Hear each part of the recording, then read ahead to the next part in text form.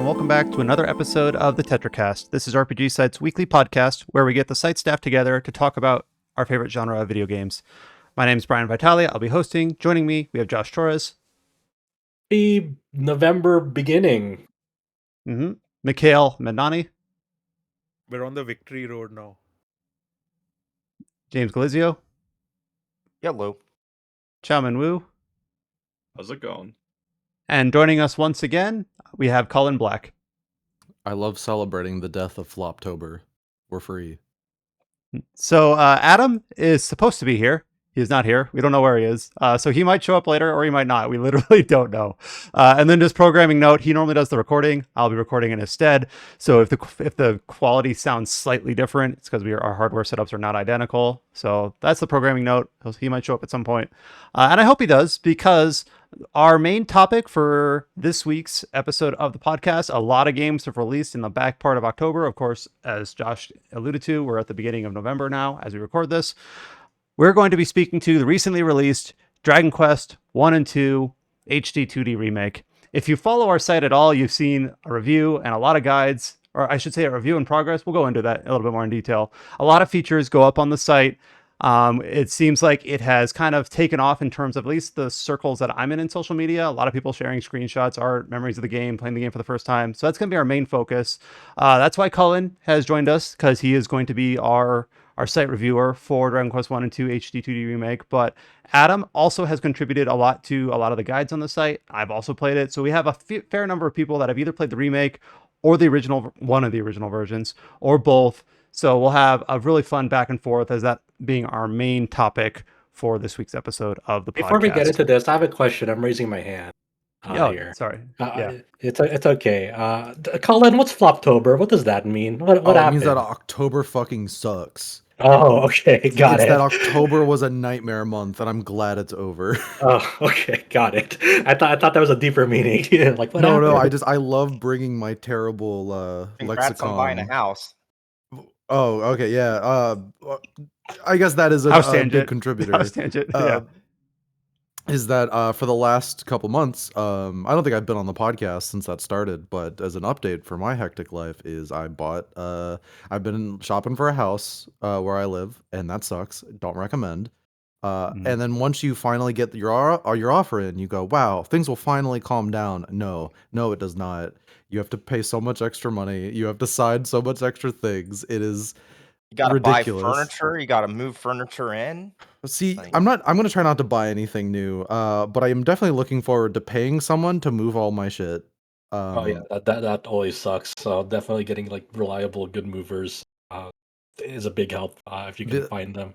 The naive thing is to say, I know someone with a truck, because we all know someone with a truck.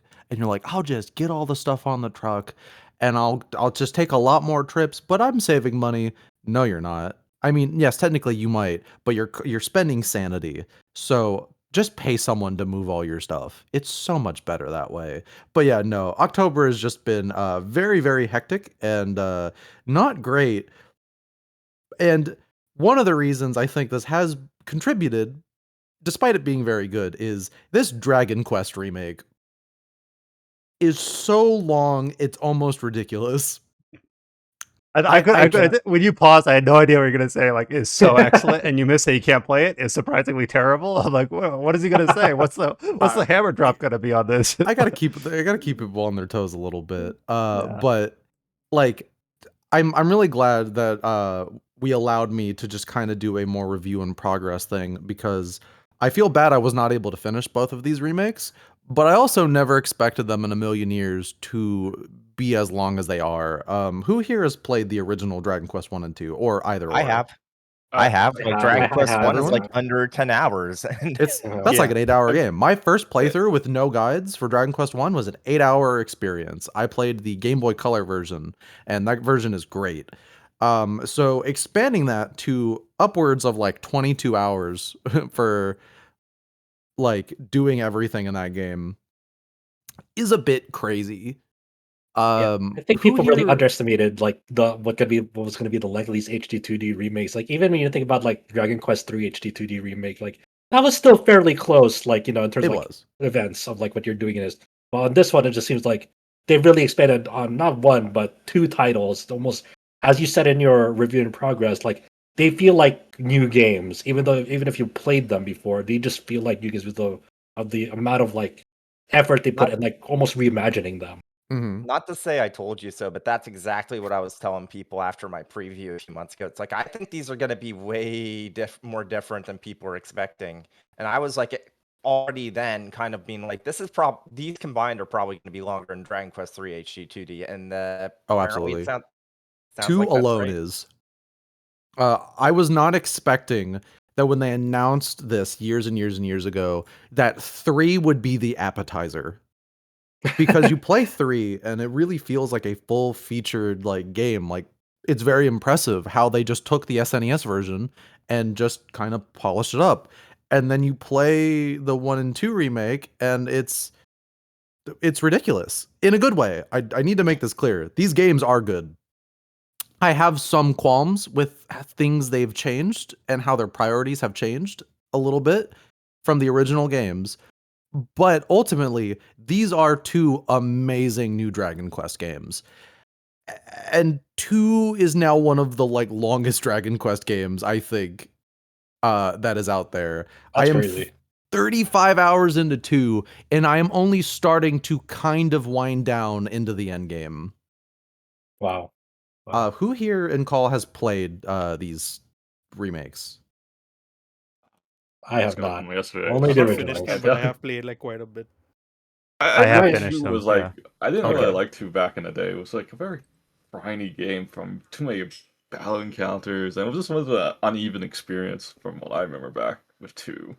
2 is I just kind want of still to that. say one thing about the remake is that a few months ago when they announced the price point as 60, I was like joking constantly saying who the hell is going to pay 60 for like Dragon Quest 1, which is super short, and Dragon Quest 2, which is like not as long as Dragon Quest 3, but no one really talks about it much. And just like what Cullen said, yeah, 3 is like the appetizer for this. Like I ate the tastiest crow when I started playing Dragon Quest 1 and 2 HD remake. Like holy shit, this is good.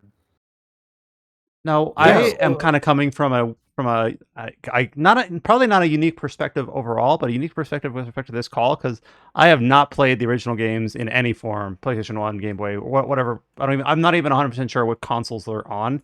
Like I was just not in the space at that time. Too young, was playing too many Western games. I don't know. So this was my first time playing Dragon Quest 1 and 2 in any capacity. So that's kind of my perspective. And Dragon Quest 1 it's a long, it's not a long game, but it's not a short game. Like I think my Dragon Quest 1 time ended up being like 15 hours, but then Dragon Quest 2 feels like a 40-hour RPG. Like I don't want to say epic because there's much longer games, but I've heard like the original Dragon Quest 2 can be beaten in like 15 18 hours maybe. Like it's Chrono Trigger length. Yes. Yeah, and it's like I looked at my total playtime for Dragon Quest 1 and 2 HD, and it's a greater than 60 hours. And the thing is that like there's not a lot. That statement in a vacuum, like oh, an RPG is 60 hours long. What does that mean? It doesn't necessarily mean it's good or bad or anything, but just these games that came out in the late 80s originally, which I've never played, but have played games of a similar era, typically of like from more Western developers, just games I played when I was growing up in the early 90s. And I can sort of perceive with a little bit of just like guesstimates, oh, this is clearly something that they've touched up. Oh, this is clearly something they added. And of course, I'm playing it side by side with Adam, who's still not shown up, who has played those and can clearly, like, as I'm playing through it, say like, nope, this is all new. This isn't new, but it's significantly different. Or this isn't different, but it's significantly expanded. So it's interesting that they kind of took... It's a complete remodel of the game where it's got the same bones, it's got the same framework. They kept the studs up, is the way it's been described, but the paint's different, the furniture's different. I'm using a housing metaphors for a reason. I understand just to pile it on. But as my perspective, just from me having not played those games, is that these do feel like contemporary titles in a lot of ways. It's not like I have to like let things slide or it was the 80s, don't worry about it. It doesn't feel like that. And for me, I don't have that dissonance saying like that it feels wrong or good or different or better or worse. It's just that it doesn't feel like a game from the 80s, which is probably what Square Enix's whole intent was, right? Absolutely. So for better or for worse. So that's exactly it. Yeah. Sorry. yeah, so to establish a foundation, going into your experience with it, Cullen, since you wrote the review in progress. The original release of Dragon Quest, which we call Dragon Warrior here in the Western market, because that's how it was localized. This came out around 86 in Japan, 89 in North America for original Nintendo. And then some people also experienced it. A lot of people experienced it for the first time to the Game Boy Color version that came out in 99 in Japan, 2000 in North America. As we all previously all mentioned here, the first Dragon Quest game was a fairly straightforward, to the point, succinct game. Like it was intentionally designed to be, hey, this might be someone's first RPG. For many people, it was like their first RPG, especially in Japan. It was very what we call basic at this point in time in this perspective, because it was a very, hey, you play as one character, you play as the hero, you go into battles one on one against monsters, not against multiple enemies, but one on one, and it is you versus the other monster. Classic turn-based battle system, and it was meant to kind of get people like seeing what a turn-based battle system almost looks like for the first time through this game. What were your expectations going in, now that you've seen a little bit of the marketing, and you have experience with the first Dragon Quest game? Just So- kind of, I'm interested, like, your thought process as you started the game and continued on and on with this HD2D remake. So I actually did not look at too much marketing. Okay. I heard the bullet points for a lot of things, because we're in our staff chat, we like talk about the news, you can't really avoid it. But I wasn't really looking too much at like trailers or anything, because I was like, I was already sold. Oh, hell yeah, HD 2D Dragon Quest 1 and 2. Yeah, I'll play it. But I was hearing like a lot of things, how like, okay, you're fighting waves of enemies instead of just one-on-one. I like your guy, like your DQ1 hero has all these different skills now. We've added extra story, so I was like, okay, that's really interesting. And as I was going through Dragon Quest 1, I was up and down a lot, because a lot of what it was doing was really cool. The recreated areas are really neat. The changes to the battle system are great. They stuff so much in to the kit of the DQ1 hero that it really fits for what people expect from modern Dragon Quest combat, but with that very different style of not getting a party and only like doing everything yourself. Like you have more or less like perfect block skills. So if an enemy is like gearing up to like unleash a big attack, you have to, as if it was almost like an Atlas game, like cast like abilities to just completely like null the damage, or you just die. The game's also much harder than ever, which is great, because it really feels like it hones in on that idea of you are doing this alone. But at the same time, one of the strengths, I think, of original Dragon Quest is how like it does not hold your hand at anything. It is razor sharp design that is asking you as a player to really engage with the world and talk to all the NPCs, because they're not going to give you like, they're not going to tell you exactly what to do. You have to piece things together yourself. And Right. as an old game like of that like style that's very lean, it is very effective and very strong game design. Like you can see why this changed everything and more or less created like the standards for RPGs. So it's very weird for me to go from that to an experience that is a lot more handholdy, with a lot more story that is just kind of over explaining all of the little details to you, and kind of just not cutting out, but like turning all of the optional content into mandatory story. And I know why they did it, but it is like a bit of a bummer that it does like it doesn't expect you to engage with the world as much. But like the biggest example, do you guys know like saving the princess was totally optional in the original Dragon Quest? Oh yeah. Here's me like wearing my dumb cap. Like, nope, I didn't figure that's how it would be. Yeah, exactly. So like you could end the game and just not find her, and like that's it. That's the ending. You don't find her. She's stuck in that cave forever.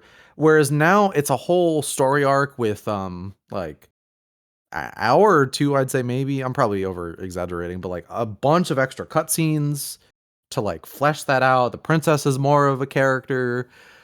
She has like you learn the backstory of her guard who failed to like keep her safe. Like it's all this stuff, and it's decent writing. Like it's not like bad by any means. It's charming, she like falls in love with the hero and it's like, oh, okay, that makes sense. And they do it just so they can properly set up Dragon Quest II, but it's a lot of things like that where with between the two games, if I had to call one of them bloated, it would definitely be more Dragon Quest 1, where it is as bare bones of a Dragon Quest gameplay experience as you can get. There's no boat, there's no airship, none of that. You're just walking around and you're just going on a little adventure, and it almost risks being too long. But Dragon Quest II has this really cool effect where it has essentially become a best of both worlds of the classic and modern era of Dragon Quest, where it is as archaic and as open-ended as you could expect of those games, while still having like modern writing chops, and you have a cast of characters and they're all very charming. Like they give your cousins like a whole personality, which is like very fun. They do stuff with like the Moonbrook princess, where her whole thing is that her hometown was murdered in front of her, and that's the start of the game, and she has like baggage to work through, and it's like I don't think any of the writing of the Dragon Quest II remake is like legendary by any means, but it's doing I would say the new version of 2 kind of slots itself in quality wise with 4, 5, and 6 is kind of how I've viewed it. Yeah. And one thing I want to bring up for 2, just this is something I know that we are all cleanly aware of, but people who might maybe not be interested in Dragon Quest or they're on the fringe, is that Dragon Quest III, which released last year, of course, has kind of like the generic party members, and I'm not saying that with any judgment. They're the mercenaries that you hire at I forget the name of the place you hire them from, but you basically pick a class, you name them. Do you name them? I'm trying to remember. I think you do. But they're just kind of like units at that point. They're not characters. You have your main character, and then you have like whoever you've decided to hire. Then Dragon Quest 1 is, like you said, a solo character, solo protagonist.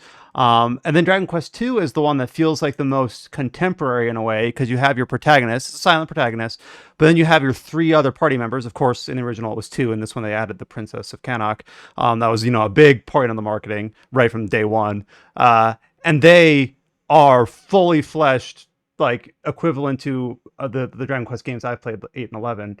Like they just feel like Dragon Quest characters, but it's the first time in this quote unquote trilogy that has that posture, so to speak. So it's interesting that in the way that they frame this, we've talked about this, how in these remasters they've really kind of framed it as the Erdrick trilogy.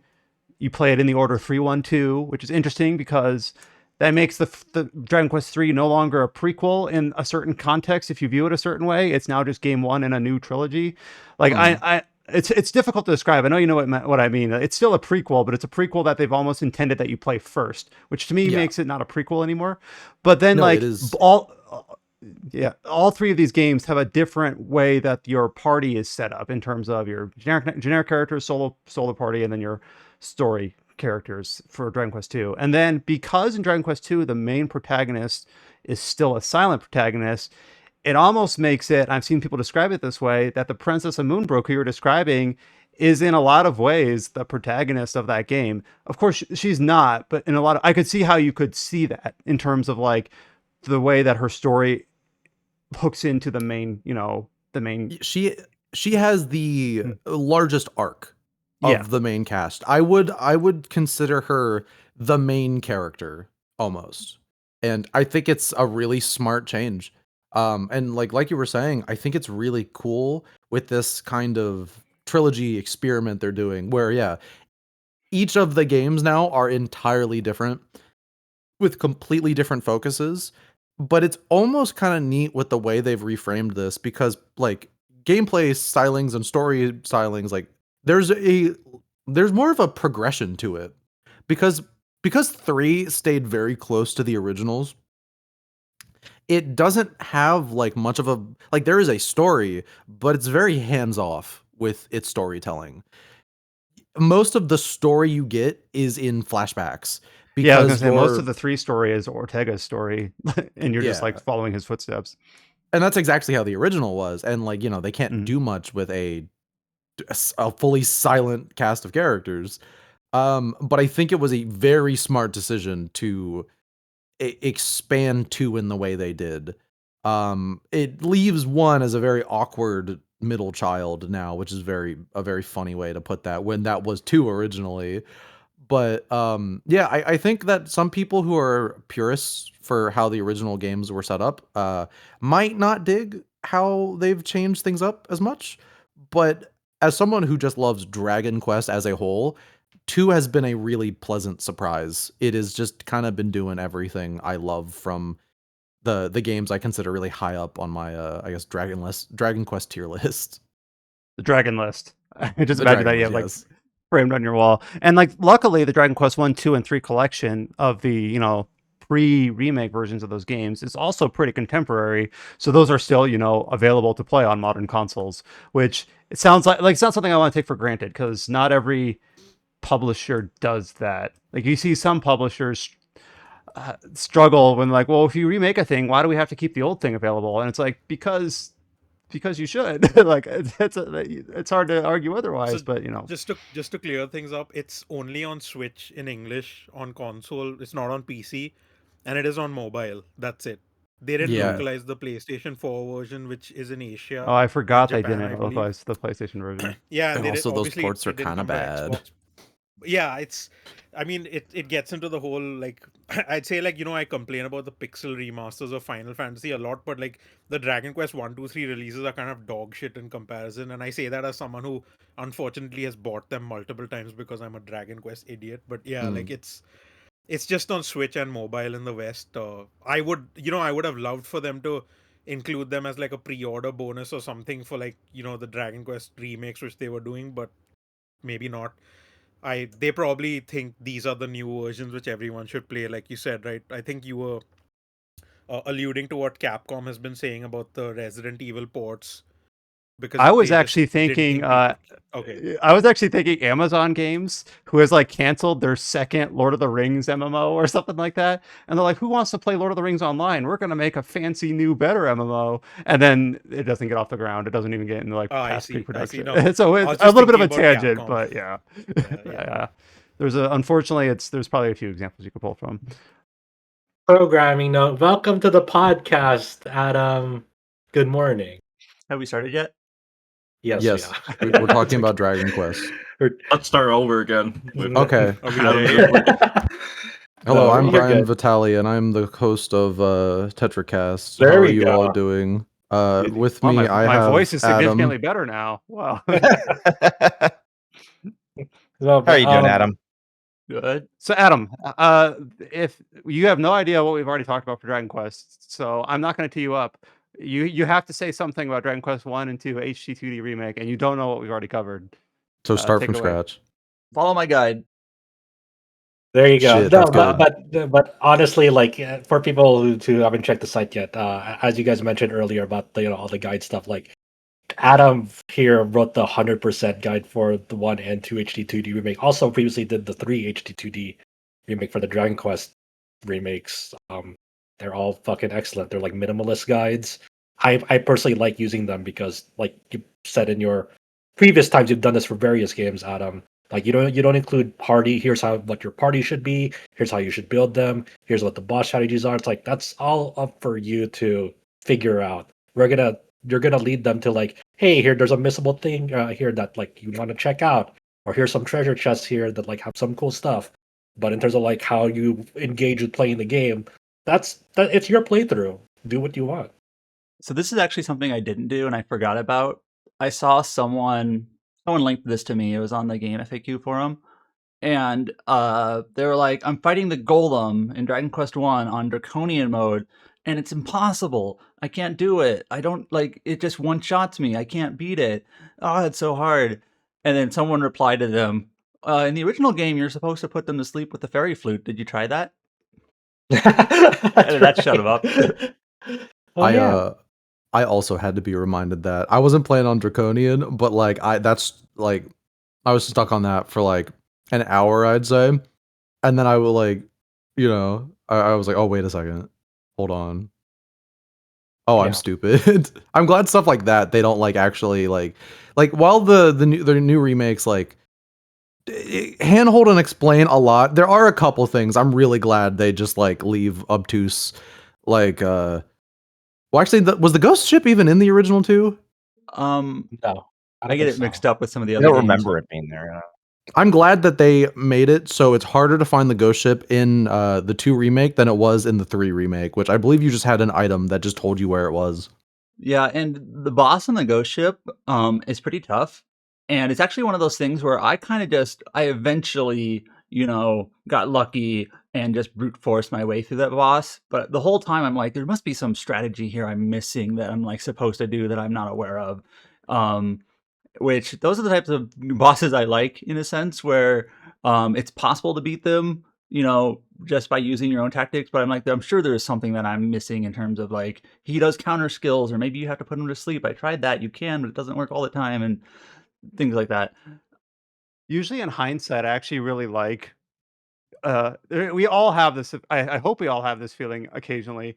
Where you're playing a game, usually an RPG, and you like lose to a boss fight. And you're like, oh, I probably was supposed to lose that. And then you get to like the main menu, and you're like, nope, I was not supposed to lose that. So clearly, I'm missing something. And then having to like, okay, buckle down, tighten your belt, and get locked in. It's just, speaking of difficulty, I will say that I just played 1 and 2 on just Dragon Quest normal mode, and it does feel a fair bit better than Dragon Quest 3. I think leaned a little too easy. I Agreed. think part of that is just due to, if you know, and kind of if you have any sort of guidance on which classes are good or not, and you kind of like, because the monster wrangler is a little bit overtuned. I think since release they've dialed it back, but at the time I played it, that hadn't happened yet. Um, and there was times during Quest 1 and 2 where I was playing on normal difficulty, and I never really struggled. But there were like this Dragon Quest 1, I think it was the Spike Tail boss. I was like, oh, I actually have to like strategize. I can't just use my strongest spells over and over and expect to win. And then Dragon Quest 2, there's a few points like the Ghost Ship boss where I'm like, oh, I might need to come back later because I just can't quite keep up. So I do think on normal difficulty, at least my time playing through them, I found them to be a pretty good balance. Maybe a little bit on the easy side, but not to the same extent that 3 was. I'm struggling a bit with 1 and 2 on Dragon Quest difficulty. I'm not really doing too much grinding or anything. And I'm decent at RPGs. I'm like, I'm good. You played 1 or 2 here and there. I've here and there. I write for RPG site. But like, I'm just really pleased because 3 was a cakewalk, like completely. There was barely any until the challenge post to it. game, and then it got like ridiculous. It just went from 0 to 100.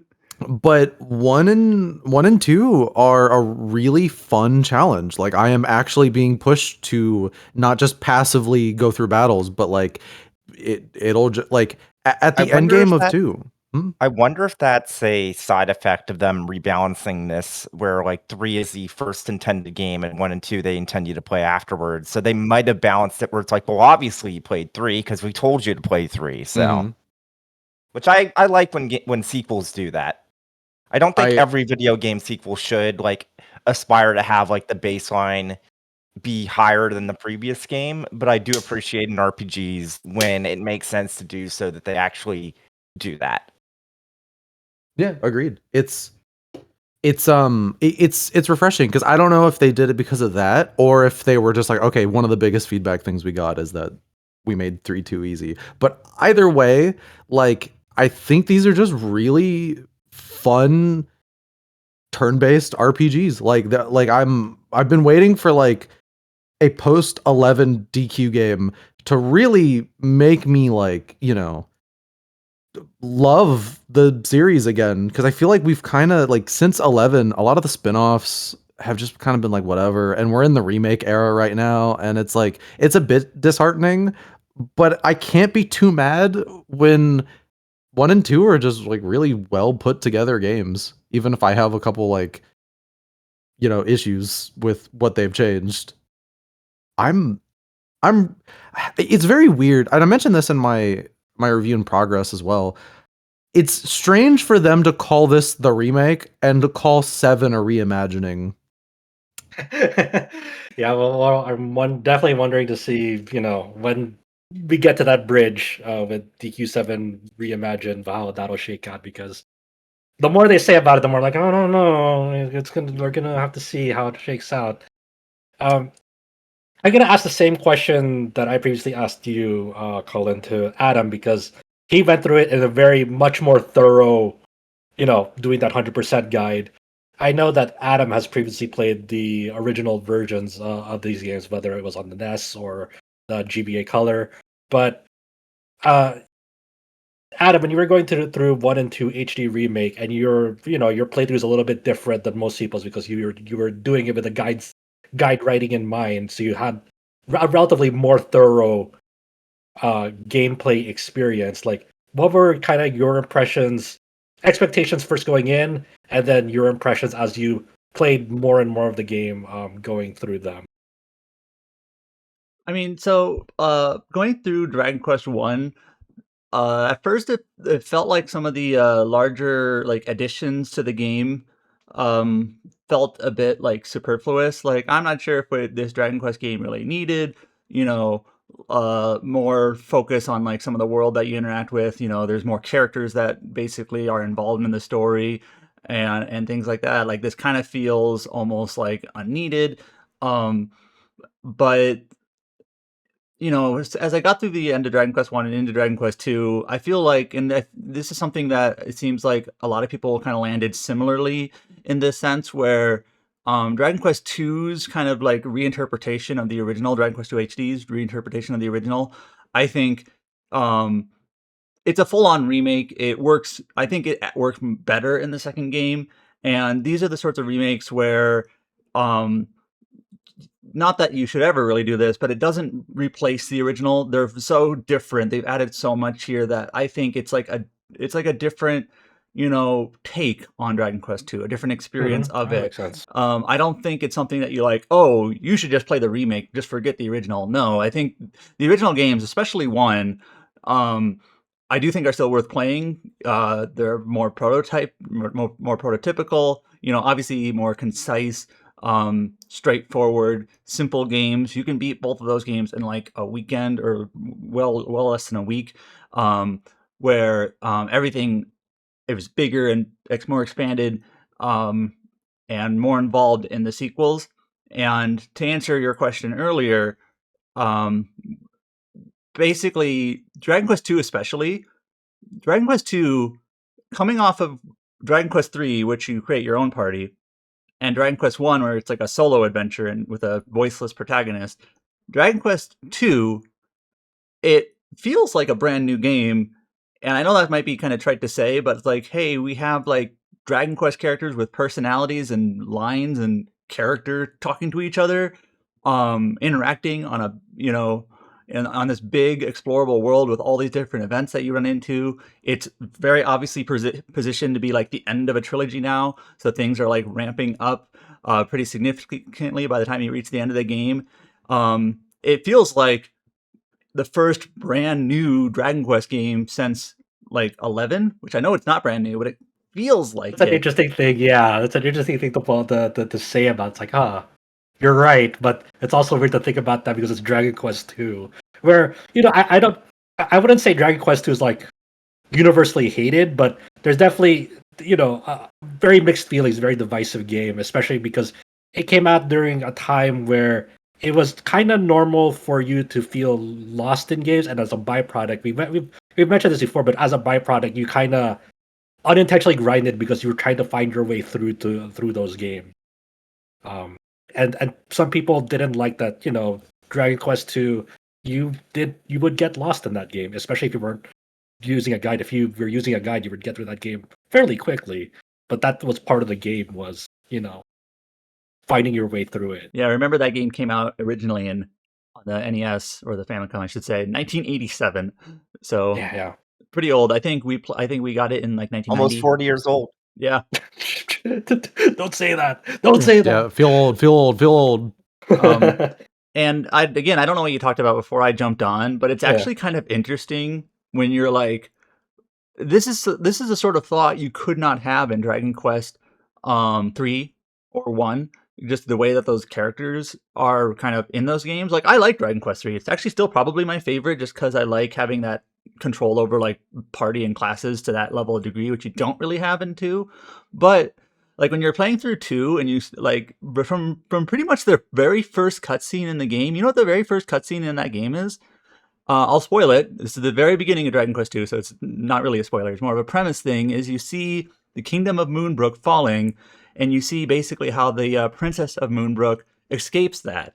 And then you realize pretty quickly as you're going through the game, the princess of Moonbrook is the main character of that game. They exactly said that previously, and I was wondering if you were going to land on that same thing. Yeah. I was like, oh, yep, exactly. Like, because they mentioned it before as well. Yeah, that's what it feels like, because it kind of feels like it's her journey, because she's the one with the stakes here. Like, the reason why we're going after Hargon at all is because my kingdom was destroyed. Yes. And then there's other parts in the game that she is involved in and revolves around her. And just kind of the nature of things. Your character, like the one that's the actual main character, the voiceless protagonist, really, he doesn't talk. Silent protagonist. And your other characters, they have like default names now: Caradoc, Paranel, and Matilda. They'll talk with each other like a party would. Like I said, this is the first time we've seen this in a Dragon Quest game in a while, as long as you're not counting like Monsters 2 or Monsters 3. But they just kind of they'll talk to each other, and they're like, what do you isn't that right, cuz? And you get to say yes or no. And that's like what your the actual main character like contributes, is you just kind of, you're just standing there, whether you say you do thumbs up or thumbs down. And then The it usual doesn't Dragon actually, Quest yes no. and it doesn't, oftentimes it doesn't matter what you say, because they'll just like, they kind of bend whatever your response is just to keep the narrative flowing anyways. There's obviously no like actual like decisions you're making. So but yeah, like I think my broad takeaway, and this seems like it's a pretty common one, is that like some of the additions and the kind of everything being fluffier in 1, I'm a little bit more mixed on. I do think it's still good enough, but it's not like, I don't think it's a slam dunk. Where Dragon Quest II, I'm like, okay, yeah, everything they expanded on here, I think works really well, especially when it like the way that game ends is, it feels like capping off a trilogy. And I've even had some people ask me, and this is something we thought about, is like, well, now that all 3 games are out, what order do you play them in? And it really does. I'll play 2 first. Just play 2 first. Not 1, not 3, to start with 2. Joking. It feels like it really should be 3, 1, 2, and even the producer said that's the intent, is 3, 1, 2. I think if you look at the Switch cover, you have the 2 games paired up together. You could see it's the exact same order, 3, 1, 2, right? So, but Yeah.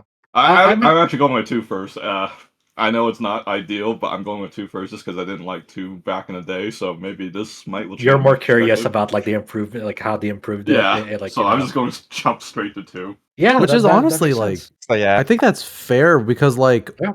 you could essentially, if you only wanted to play one of these, you could just play 2, because the stuff 3 and 1 build up off of is still like mostly stuff in the original game. Like, you don't really need, like, even like I'd say like if you didn't want to play the HD 2D remake of 3 and you've played the original 3, you could just jump into 1 and 2 and you're not missing much of anything. I think it's also worth mentioning, like, all of these are great standalone games, even if you just wanted to play just Yep. one of them out of them. Like, you're not really. It's not like you shouldn't feel the need to be like, oh man, I have to get through this so I can experience this. So it's like, hey, just play the one that looks interesting to you, and I guarantee you'll have probably a great time, because now, especially from right here from the HD 2D remakes of 1 and 2, like, these are all pretty good, like to great standalone games and like kind of take it at your own pace. If you're interested enough to try another one, there's more games there. And then if you want to try older ones, you have a whole however long 40-year franchise to chew through at the moment. And I guess I just want to provide like content, like build off of that too. Like for you, Adam, specifically, because Dragon Quest VII Reimagined is coming out in a few months now, I guess. Like you're going back and playing like the original PlayStation 1 version of Dragon Quest VII right now, just to kind of, when Reimagined comes, you have that background context fresh in your mind, and it's like the first time you're playing the PS1 version, right? Yep. So, Yeah. when games have multiple versions, I usually try to play as many as I can that are like reasonable if there's different enough. Because I kind like I said earlier with Dragon Quest 2, I kind of, or maybe 1, I view them as like different experiences. They're different games, not that one replaces the other. I played Dragon Quest 7 on 3DS when it came out 10 years ago or whenever it was. And even at that time, I was aware, okay, this game is different from the original that I've never played. I want to play that eventually. I wasn't in any like hurry to play it, but like I want to eventually play Dragon Quest 7 on PlayStation 1. And then they announced the reimagining. And then they said how the reimagining is going to be streamlined, where there's going to be some scenarios that are optional now, and some scenarios that are just cut entirely. And so I was like, you know what, this is kind of a good opportunity to play the original, first of all, to kind of just remind myself, kind of just as a memory refresher, to like, okay, here are all the different scenarios that are in the game. Some of them I remembered very well, some of them I didn't. And then kind of see how it's different from the 3DS version that I played in the past. And then I'll have that fresh in my mind as I go into the reimagined version. So that's kind of like my approach to things. And Dragon Quest 1 and 2 is really no different in that I still think it's worthwhile to play these and, I don't know, find the mobile versions or a Game Boy cart, colored cart or whatever to play the original versions or something closer to the original versions also. They're shorter games than the original versions are. For 1 and 2, not 7. 7's long. I'm 60 hours in, and I'm not even on disc 2. So, Yeah. I'm gonna try to make time to go through PS1 Dragon Quest 7 because I've only like dabbled a little bit into it, but like that one just seems like that. I don't know. Very I have a long. feeling that out of all of them, as someone who started with 3DS 7, I'm probably gonna enjoy the PS1 version the most because I just like that style, which like started in 7 and then just became the groundwork for the DS remakes of 4 through 6. yeah. And I know this is a bit of a tangent now, which is, am I allowed that if I came late? You're fine. You're Anyways, totally fine. No, no, okay. your tangent is given to someone else. But so like when Dragon Quest VII Reimagined was announced, I saw some people like, chattering about, the Reimagined. They're talking about it's streamlined or whatnot, and they're like, well, Dragon Quest VII always had bad pacing and blah blah blah blah blah, and like, I guess maybe you have to be careful on how you say it, but playing through the game now, pacing is not the problem. It's not a problem. It's like the game, if you're not familiar with 7, is Dragon Quest games kind of all do this to some degree, but 7 more so and more obviously and more evidently, it's a game that's vignette style. It's just a bunch of different scenarios that you play through in the world that are very loosely connected to each other. And by a bunch, I mean a bunch. I think I've been taking some notes. I think I'm coming up to like almost 20 different scenarios in the game that are all like these little semi-isolated stories in the game. And none of them individually linger too long. Like I said, I'm almost 60 hours into the game with 20 scenarios. That's 3 hours per scenario, give or take whatever time I did for battling or wandering or whatever. Like, none of these individual stories, pacing's not the problem. They all come and go pretty quick. None of them, overstay their welcome. And so if you do want to streamline the game, which it seems like they want to do, that does leave your choice to be you make some optional, because in this version they're not, or you just get rid of some entirely, which it sounds like they're doing. And it's like, I don't want to be cynical, but like, for example, we talked earlier on an earlier podcast how they are removing the goddess statue scenario. That's one of the ones they basically specified. And I at the time was like, wait, I remember that one. Like, I liked it. I don't remember all the specifics about it, but that seems like a memorable one that I'm surprised they're removing. And I just played it through now. I had actually forgotten that the goddess statue was actually involved in 2 different scenarios that are sort of connected. And they're both pretty good. So it's kind of a bummer if it's like, oh, those just don't exist anymore in the remake. I don't know. You know? Like, I get Yeah, they no. they want to make it, not an 80, 100-hour behemoth of a game anymore, and maybe this is the only option they have, but it's kind of just like, it almost might feel They should have made it a arbitrary. remake trilogy. Yeah, it almost just feels arbitrary, like, well, we have to get rid of something, and they might get rid of one of my favorite little vignettes. I don't know. My biggest worry about that remake, and it's kind of from something that I've also gathered from just like how certain people who are excited for this are talking about it. It's like it almost seems like, and we haven't played it, is that this is almost gearing to be a game made for people who don't like the original, and I think that is off to a bad start. Like, the fact that you would want to streamline the game any more than the 3DS version already did, and you're cutting content because there's an idea that some people don't like that the game's too long, is just like, that's just not, that's just, I don't think that's the way to go about it. I'm probably gonna enjoy it fine enough, but every time they open their mouth when they're like talking about this game and like the press tour, I just get a bit more worried. Yeah, And like, for me, it's just like I really have to see the final product and see how that shakes out, because like I don't know what, if they're cutting things out, are they doing anything to like replace any of it? What's this like? If they were, what does this quote unquote substitute content, would end up being? And it's just like we'll really have to wait and see on that, because I'm with you also. Like I've definitely heard people chatter and the way that they're talking about it, and it's just like I like, Dragon Quest VII for me is like, it's a really interesting special game. It's like a top 5 for me in the whole series, mhm. because it's so uniquely told compared to every other game in that whole franchise. It's kind of like a behemoth on its own island, so to speak, in a really fun way. So yeah, when I'm playing through the PS1 version now, I had acknowledged this when I played the 3DS version, but revisiting it and kind of expecting it now, this is one of those things that I think may catch people off guard, and I'm gonna create a straw man here. So imagine the typical like JRPG fan. They're like, "Oh yeah, I love JRPGs. Just I love JRPGs."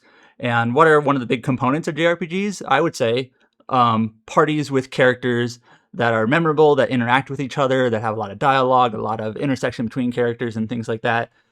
Dragon Quest VII, the game is not about your party. Not really. And also, they don't talk a lot. Your party is mostly like observers to the world around them.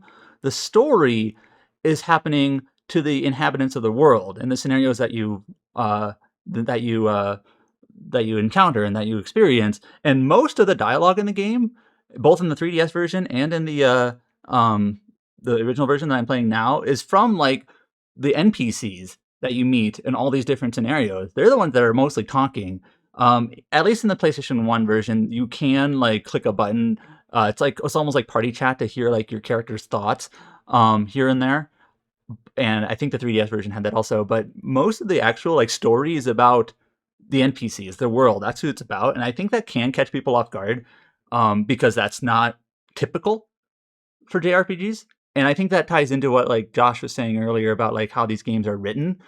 And I think this game is quintessentially Dragon Quest.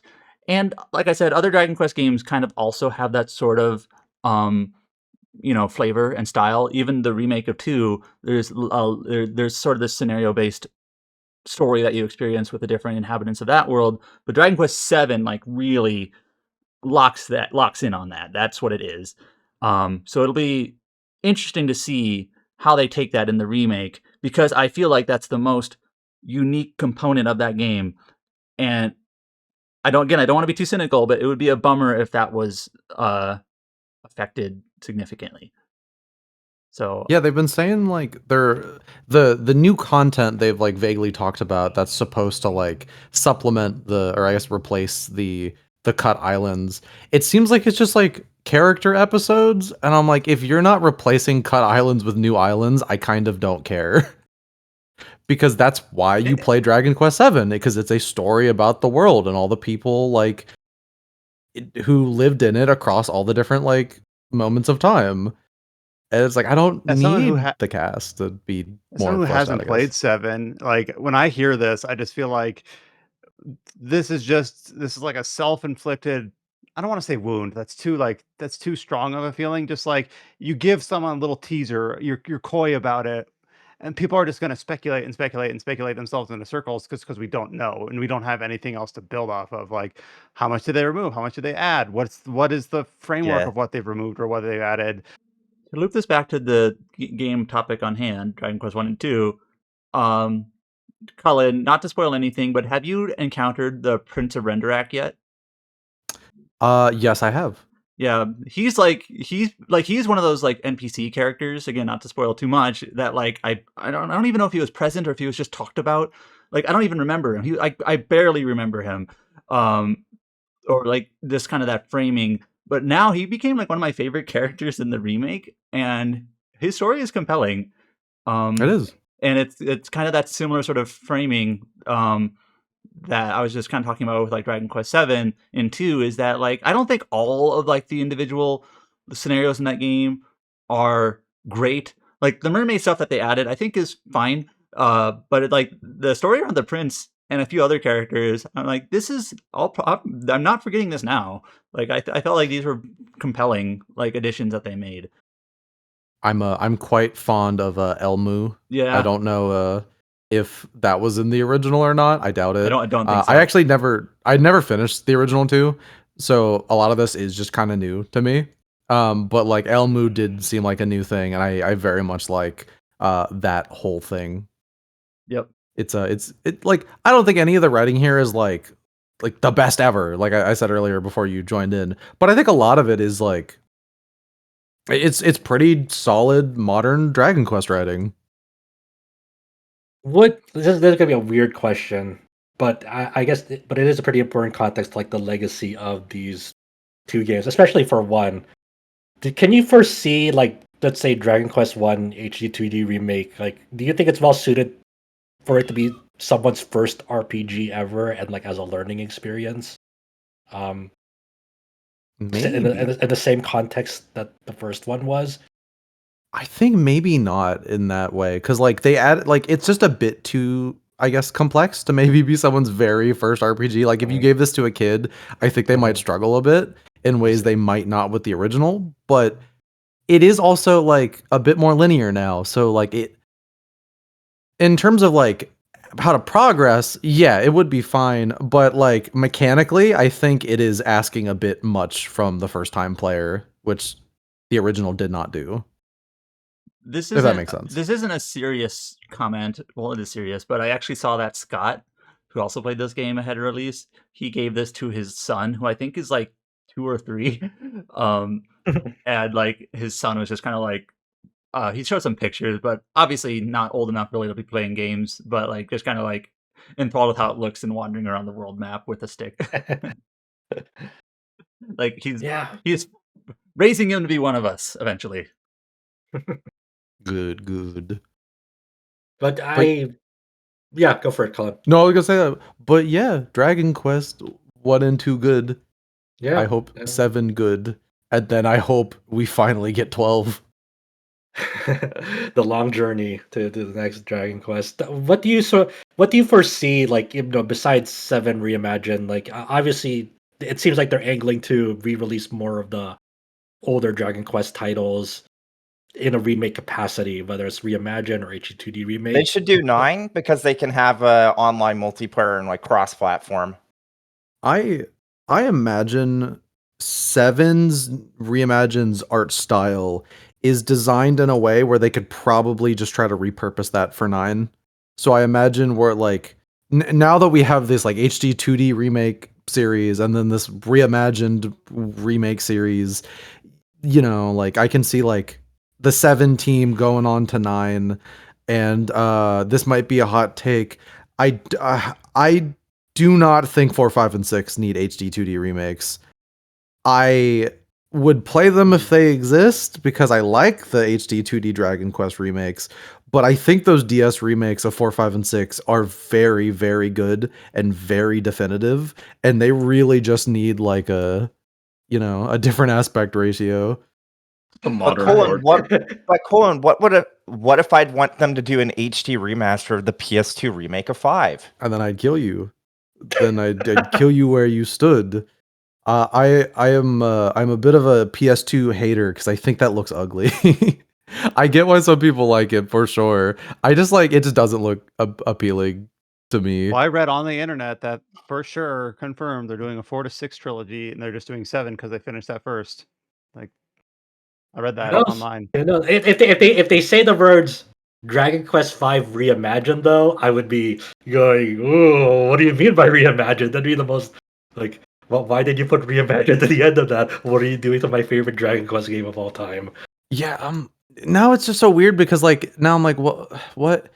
If the reimagining of 7 is just that we streamlined it, then that means basically like so little in terms of what this new tagline means, if it's going to be a one-off or if it's going to be used again. So it's just weird. I don't know. Dragon Quest is in a weird spot right now. I have a suggestion. Dragon What's Quest, that? Your Story, the game. Don't say that. Don't say that. Why would you think that? Well, you see, That's obviously that would have to be a VR exclusive. Oh yes, of course. I think the only thing I dislike more than the PS2 version of Dragon Quest V is that movie.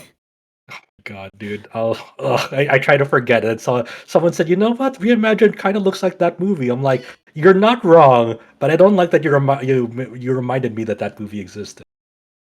But so it goes. Yeah. Do you think if they go on to 8, Dragon Quest 8 is in a Fear. weird spot because Level 5 made that game. Do you think they get back? They try to rope in Level 5 again to re-release that game, whether remaking it or remastering it? I mean, they didn't for the 3DS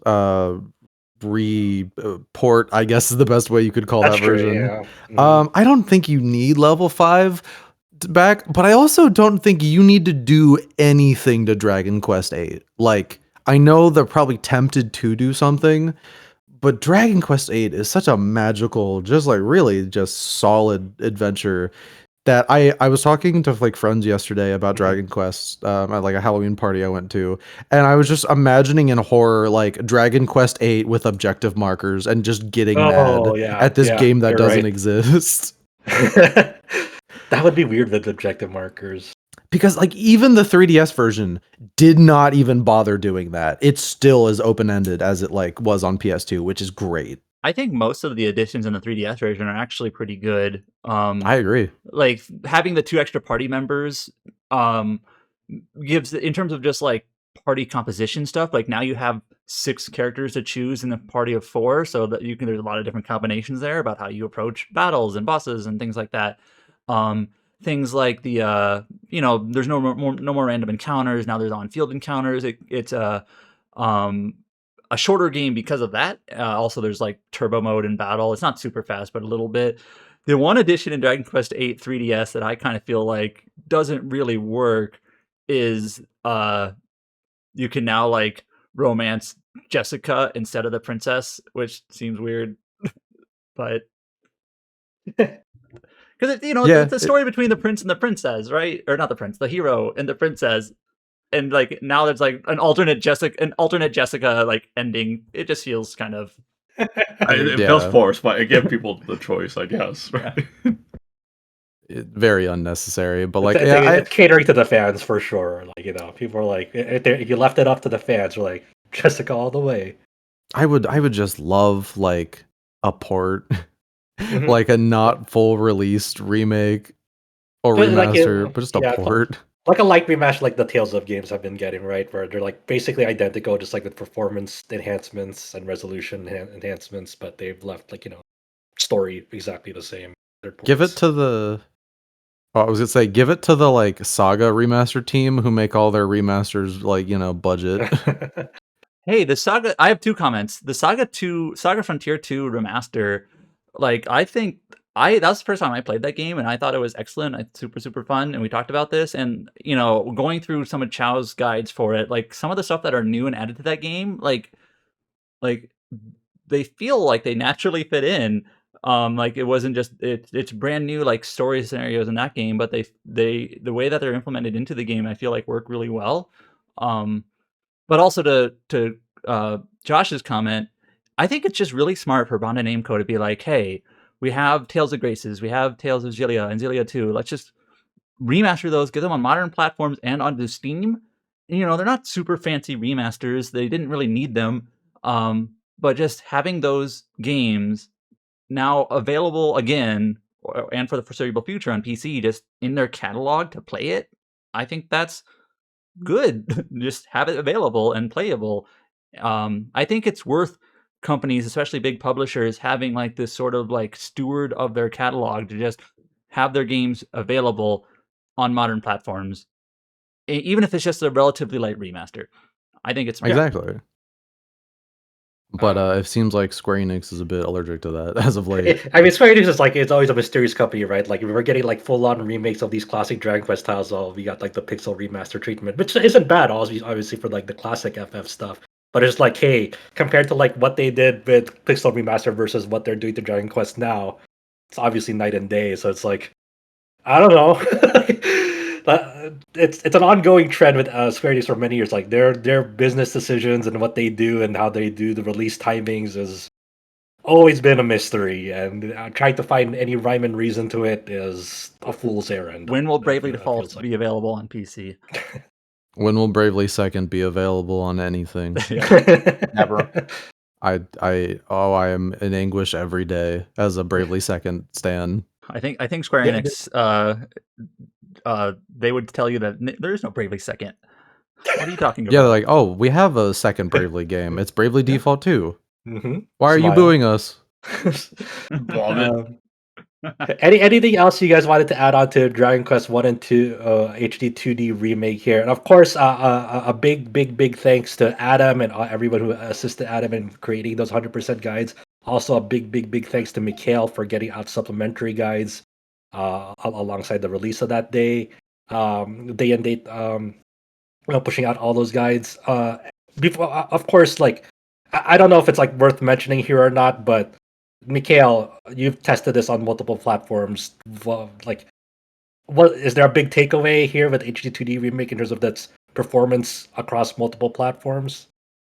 So the main thing is that they actually added some improvements, like to the PC port. It now caches shaders when you boot it up for the first time, and then it checks them on every boot after that. So that's notable because there's less like stuttering on Windows when you play it now, because Dragon Quest 3 HD 2D Remake still has like stuttering on Windows. It's not as bad as a lot of modern Unreal Engine games, but yeah, it kind of is annoying in a game like this.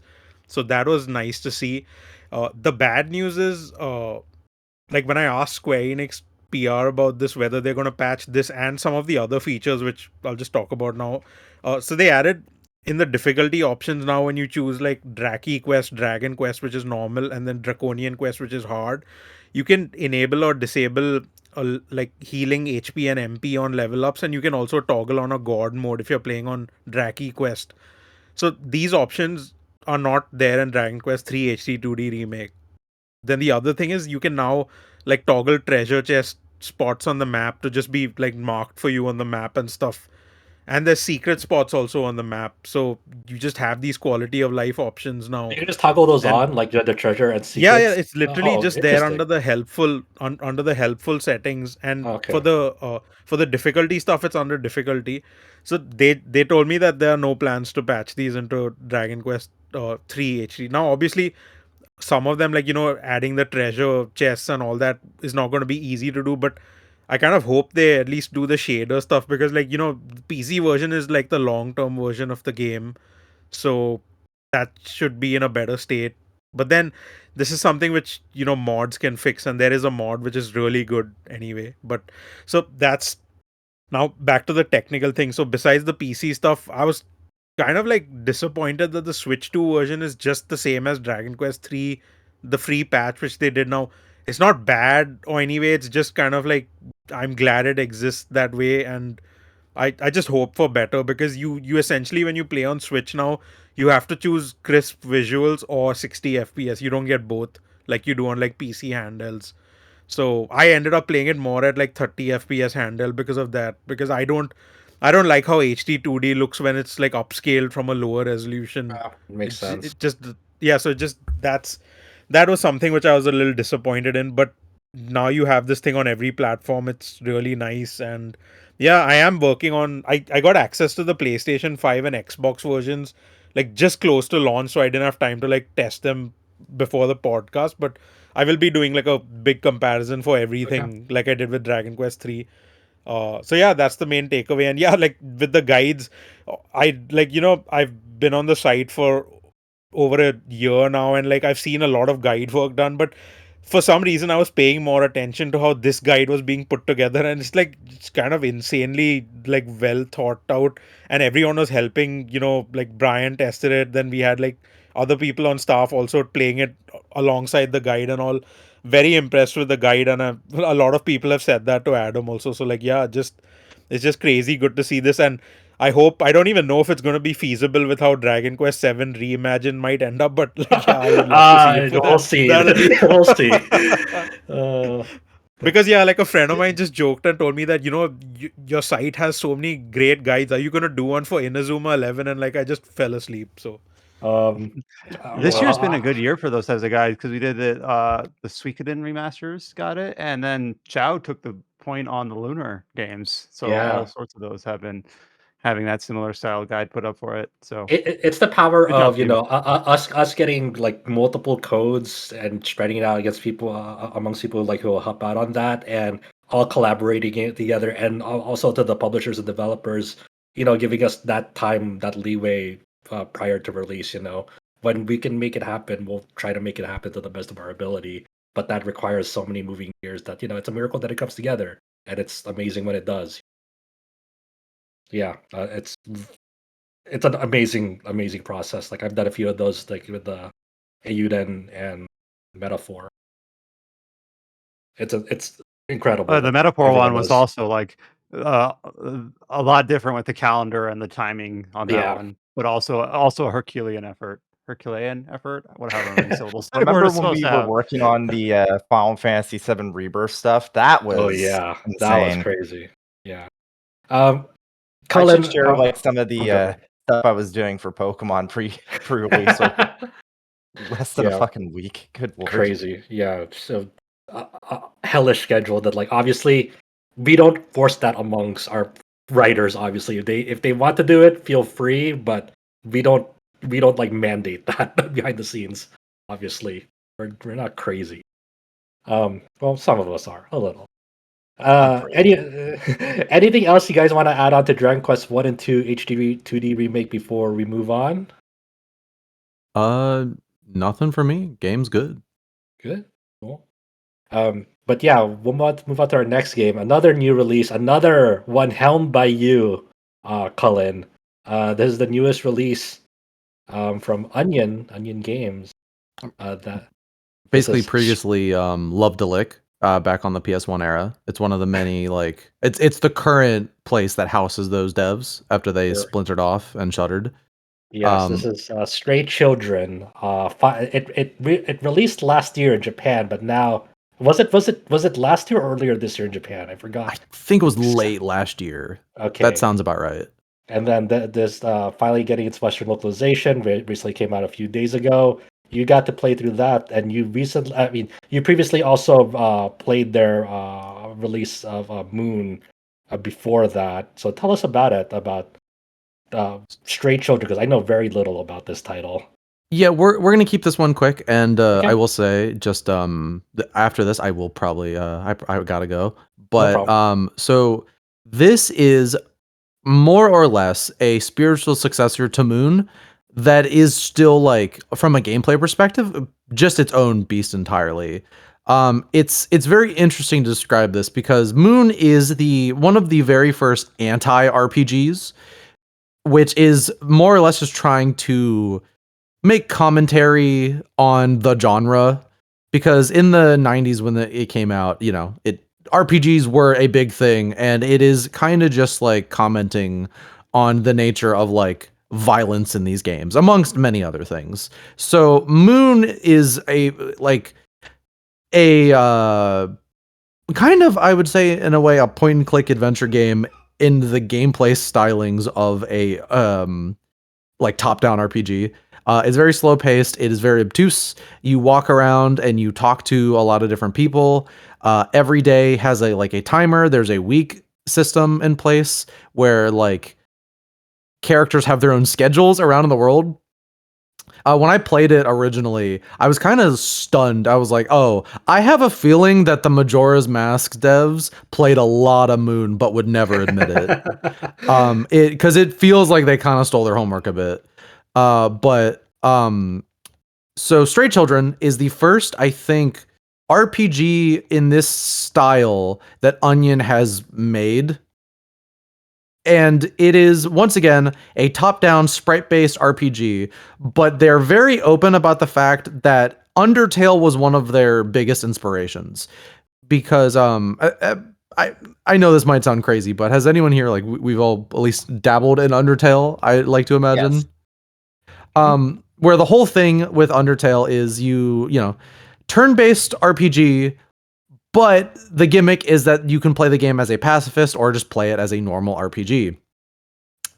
They have done something very similar, and in doing that, just like Undertale, the defense phase of any battle is just a bullet hell game.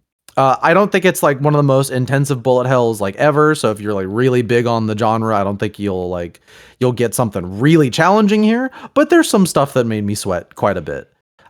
So your whole thing is in Stray Children. Every single enemy that is out on the field is more or less a unique boss fight in and of itself that have their own bullet hell patterns to dodge, and it is your decision to either just attack them normally, and if you do so, it's a very simple kind of like Paper Mario-esque battle system where you have a little timer, like a wheel that's spinning. You need to get it on very specific parts of that wheel to like keep your combo going and have like critical attacks.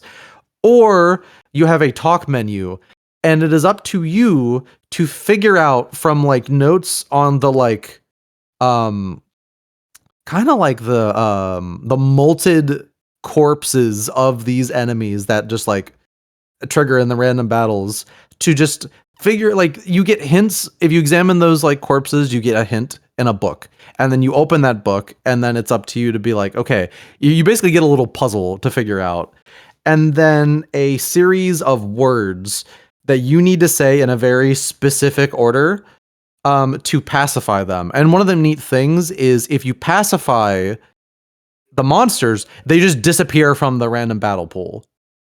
So if you're playing the game as a pacifist, you are actually whittling down the random encounters of the area until you just get to explore it as just like a normal puzzle game.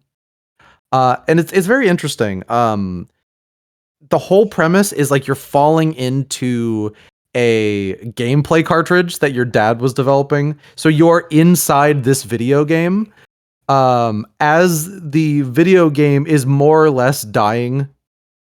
Like, if it's because of like, the battery on this old cartridge is going out or what, that's kind of like left up to you to just assume.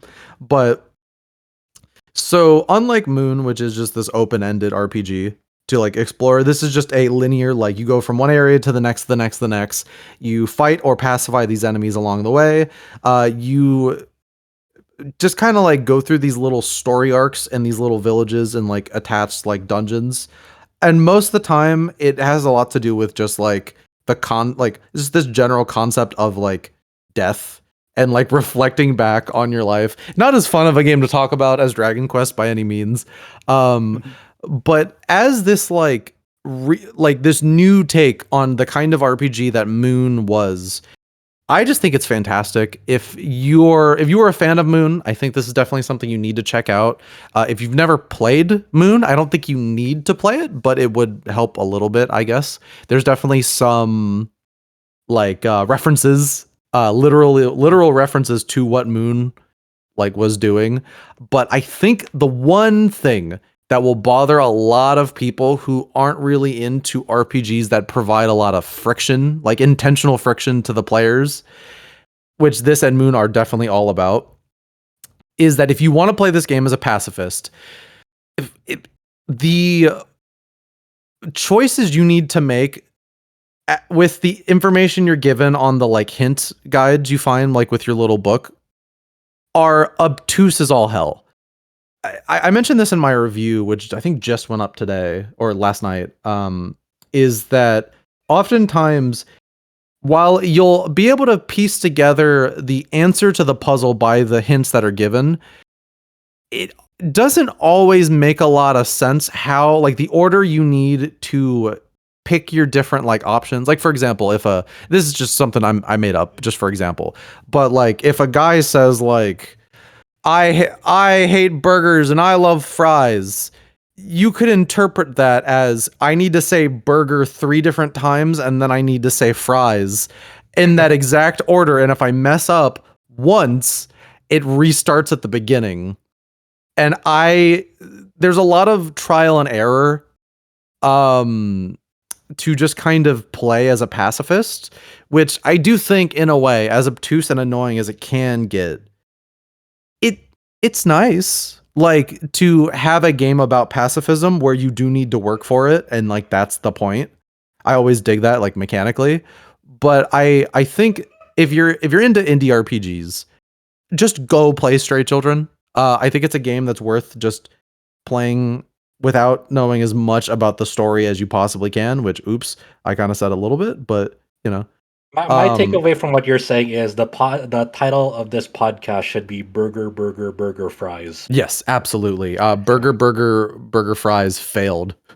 Well, because it's and like while it is obtuse, it's not like they give you no indication if you're doing something right. Like Right. basically, you have a list of 6 options. You say one of them to the enemy. The enemy will, with its like voice line and the text, be like, "Oh, the enemy really liked that," and I'll go like, or like you pick the wrong thing, and the enemy is like, and that is literal, by the way. That actually happens.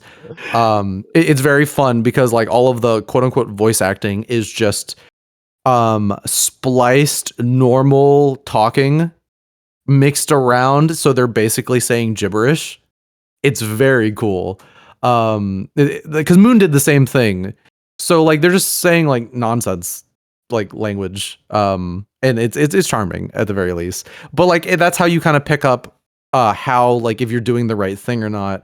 But there's something, it is very, very frustrating at times to get deep into the pacifist, I guess, tree for lack of a better term, and then mess up one and then have to start over. But like I respect that the game is just willing to just like, it's so hands off. It is like, you're going to have to figure all this out. We're not going to tell you anything. There's no like objective markers. It doesn't tell you where to go. You have to figure out everything out on your own.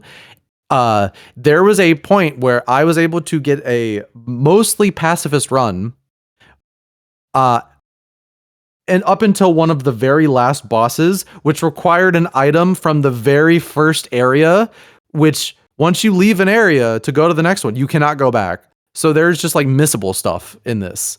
And I don't think it's like super punishing. Like I can't get into what the result of a pacifist or a I guess more violence playthrough really gets you. It's not like you get a whole special ending or anything, but I think it works like with what the kind of games that the Onion Games and Love Delic developers really try to go for with their theming and like how the choice works in their games.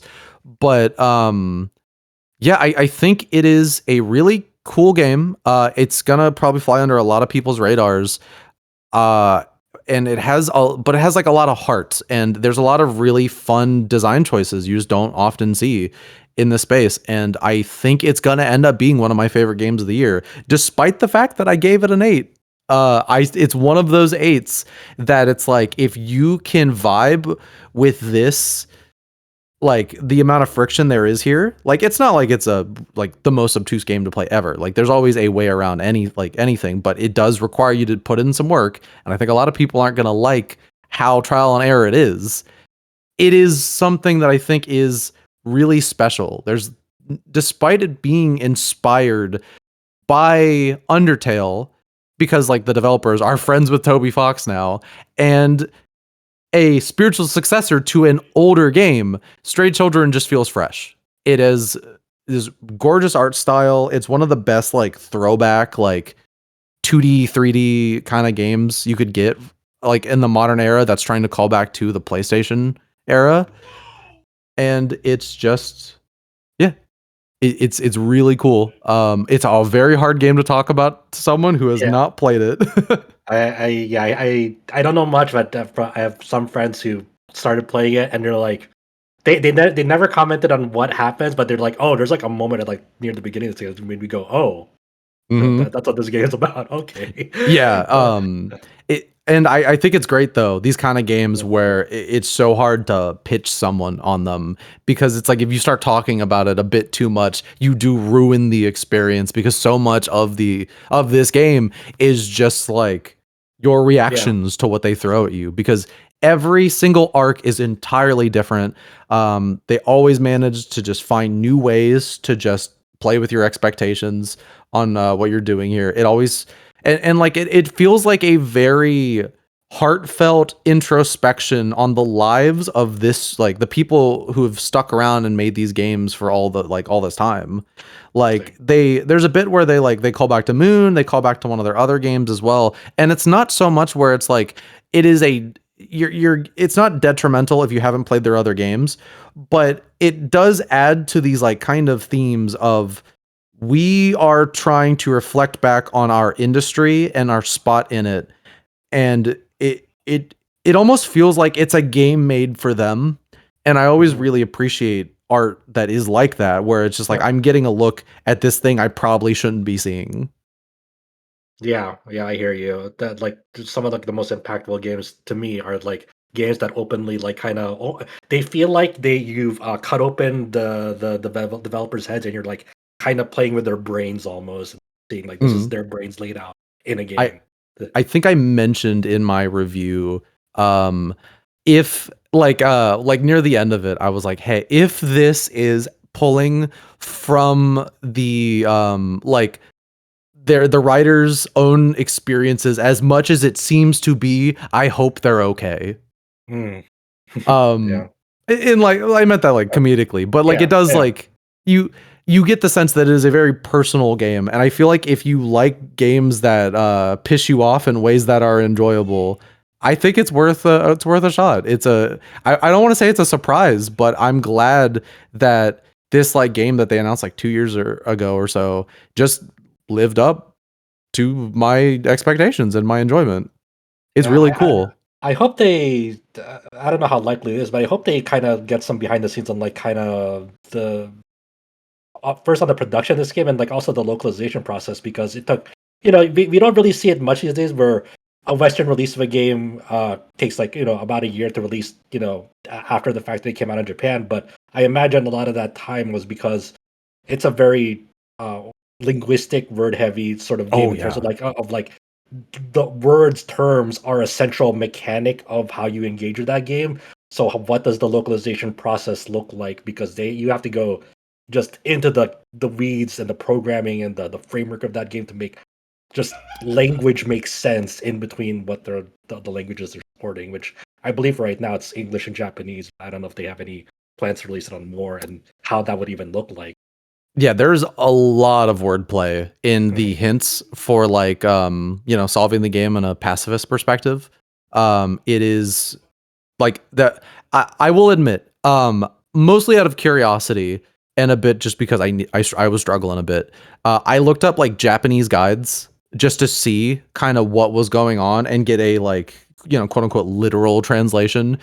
And like some of it, I'm like, oh, this is some of these hints are not perfectly conveyed to the player in the English localization, but I think for the most part it's a very strong English script, and you could tell they put a lot of time into it.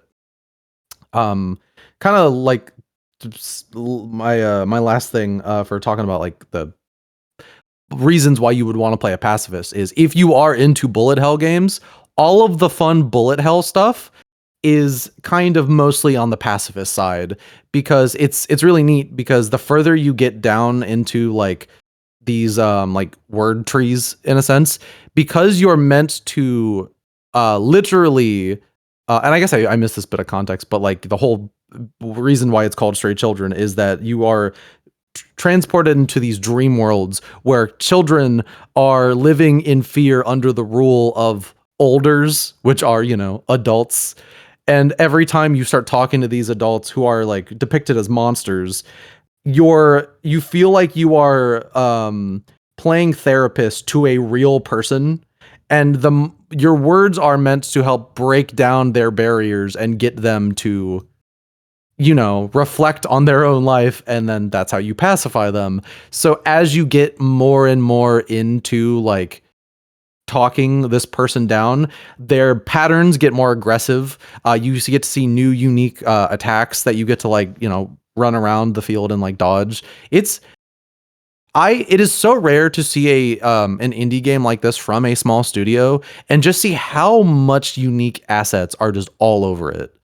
And that's kind of one of the reasons I think I recommend it the most. Is just like, you're looking at this, and if you have any idea on how like hard it is to make a game, you're like, oh, this does not seem like a cheap little throwaway game. Like they put like a lot into it.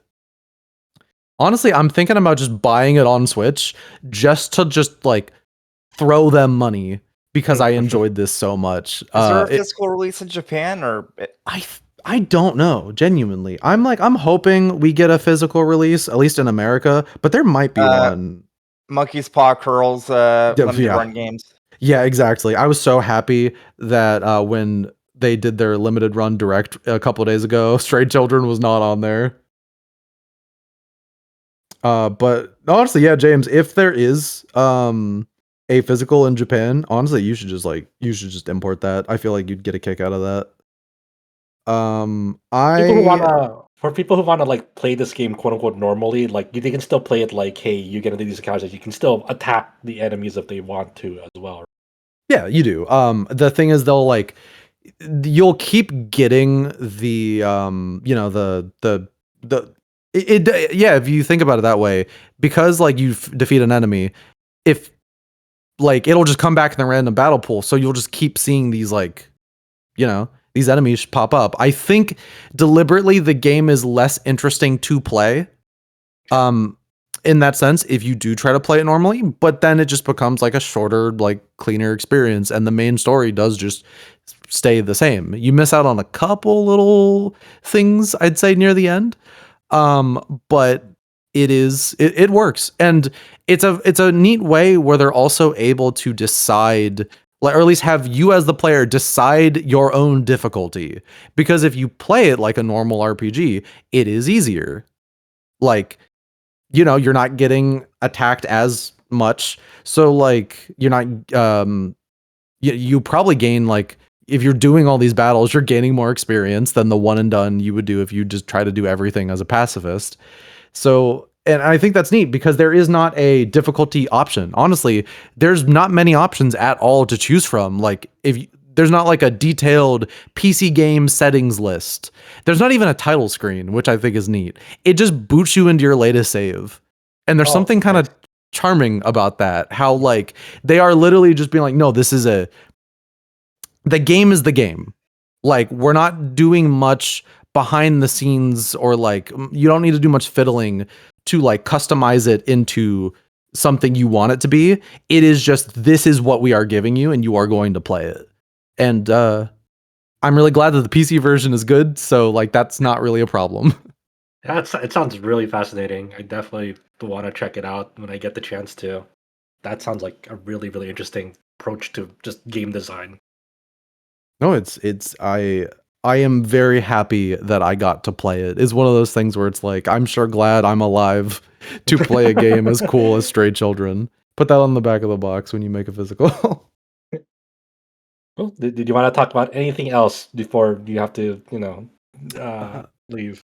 No, I think that's it for me. Okay. I need to get back to the life grind, but yeah, as always, thanks for having me. Thank you. I mean, we And appreciate I you will being here. I will try to be back on at least one other time before the end of the year, fingers crossed.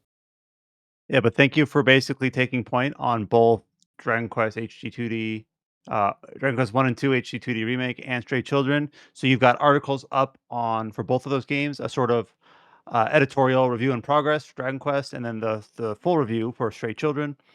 And then, of And course, go ahead. I was gonna say, and I will be making a full review of Dragon Right, Quest right. 1 and 2 whenever Dragon Quest 2 ends, which in my experience seems like it will never happen because that game is way too big in a good way, I guess, but also, Mm. oh my god. But Thank Quest you, is Colin, and forever. we'll see you next time, whenever that happens to be. Yeah, all right. Y'all have a great rest of your podcast. Bye-bye. All right, we've got one other I don't know, major game, one other release from the end of October that we had slated here before we go into a relatively light news section. And this is a game that I don't remember if we've called out on the podcast before. It is Duet Night Abyss. This is the game that I've heard affectionately, I think, called Anime Warframe, which I don't have experience with. So to me, the comparison kind of falls flat. But I think both Josh and Chow have been playing a bit of Duet Night Abyss. I think a few other people on staff have been playing it too. I'm not sure. But Josh, I'll hand it off to you, and then Chow can chime in when needed. But kind of tee us up what this game is, because it was a gotcha, then it was only a cosmetic gotcha. It released on, I think, on PC. I forget if it's a worldwide release or if this is just an English worldwide version. Like, I just don't remember the details about the release of this game in late October. Yeah, so this is an interesting one. This is developed by a studio called Pan Studio and published by Hero Games. I'm not really sure what the legacy of these two companies are. Like, it's kind of in a weird scenario where you click on Pan Studio on Steam, and you see that another studio called Pan Studio developed this game called like The Third Day back in 2021. And it's like, I don't know, some game about like Jesus, and like I'm like, I don't know if that's the right company or not. So I'm not exactly sure what the I don't know what I was expecting. It was a game about, I don't know, Jesus. I'm like, oh, okay. yeah, you click on Pan Studio and like it's called The Third Day. It's like some game about Jesus, and I'm like, I don't know if this is the right studio. They can't be, but I have no idea. I do know Hero Games. Hero Games, is this the one that they're like a co-publisher for Black Myth Wukong? I think so, maybe. I don't know because when you click on Hero Games on Steam for what they've published, it's like a whole bunch of other nonsense like basic other games. I'm like, I don't know if there's the right people, because it's so like there's like called Hero Puzzle, Historic Fighters, Fantasy Fighters, and they're all like you know games that are like under $5 if not like lower. And like I don't know if this is the right company, but I don't know exactly what the where the background is on these participating companies. 'Cause for all I know, it feels like this is kind of like their debut game together. But let's see. Adam put up something here about Black Myth Wukong, and I guess Hero Games was an investor in that project. So I'm not exactly sure what's going. I remember Hero Games kind of boasting about it, kind of like weirdly. We're like, hey, we were an investor in Black Myth Wukong. You see how successful that was? We know what we're doing. That's weird. Yeah. So this game was announced a while back, and it's held 2 closed betas, and both closed beta 1, closed beta 2. Closed beta 2 is like around like this past June. This was angled as like, hey, it's like another mobile game that also has a PC client, but obviously developed with mobile in mind. And it has a gacha system where it has like a character banner and a weapon banner, and somewhere in between, the feedback they got from closed beta 2 to final release, they made the decision of like, hey, let's not have a gacha to obtain playable characters and their weapons, because like like in Genshin, Honkai Star Rail, Zenless, and Wuthering Waves and so forth. Yeah, along with the characters that come out, there's usually another banner for like whether it's like their tailor-made weapons that they benefit from, or like a card with Honkai's case or Honkai Star Rail's case. Like usually there's like a secondary thing that benefits that character that they have on banner, and it's like you have to deal with like do I have enough currency like for worst case scenario to hit pity on maybe getting a guaranteed one of these. You have to, and a lot of a lot of those games, like they reward currency to roll on their banners, and it's like it always feels bad like when like you don't get those characters that you wanted. Oh, here we go. So I was interested in Duet Night Abyss because they deliberately got away from that model, and they a lot of the marketing around this game now is like, hey, you can get every playable character and weapon for free, and there is no probability like gotcha to like roll on for them, and that's true. Yes, that is true. There is still gotcha in the game, like banners in the form of cosmetics. Like there's like a limited cosmetic skin, the standard and a standard pool of like other cosmetic skins. But they don't affect gameplay whatsoever. They don't add stats. They don't add any new things in terms of like altering the gameplay or anything like that. And it also adopts a little bit of the Warframe model where there's like an in-game shop where like if you don't want to go through the process of like grinding them and you want a character like right away, you can purchase currency and use that currency to straight up buy characters. And you can also buy dupes of characters to further enhance them, like how you get dupes of characters in those gacha games to power them up. And I think the monetization of that is like I think between like $40 to $50 per character or dupe of that character. So if you want to, God forbid, like purchase a character and all of their dupes, it'll run you around like a little over $200. Where like you don't have to do that. It's very much you don't have to do that. I want to stress, and you can just like grind for them, because in this game, how you get characters, aside from like going through the main story where there are some characters you obtain their first copy of like for free because you did a side quest or went through the main story and so forth, where you obtain these things called secret letter clues, and many things to the game, whether you're going through the main story or hitting like achievements, will reward you these things called secret letter clues, and you can exchange 10 of those secret letter clues in the shop for one secret letter of a character. And what this one secret letter allows you to do is access these a game mode called covert commissions. And let's say I get like there's this character called Berenica, and I want to get let's say Berenica you get very early on just by progressing the game and retrieving her from your in-game mail, and I want one dupe of Berenica. So I would use 10 secret letter clues to get one secret letter for Berenica and go through these covert commissions. And this covert commissions, from what I understand, is very similar to Warframe, where there are about like nine or so different like mission objective types where it's like very basic stuff like, hey, kill this amount of enemies, then go to the extraction point, or go escort this vehicle, or go protect this point.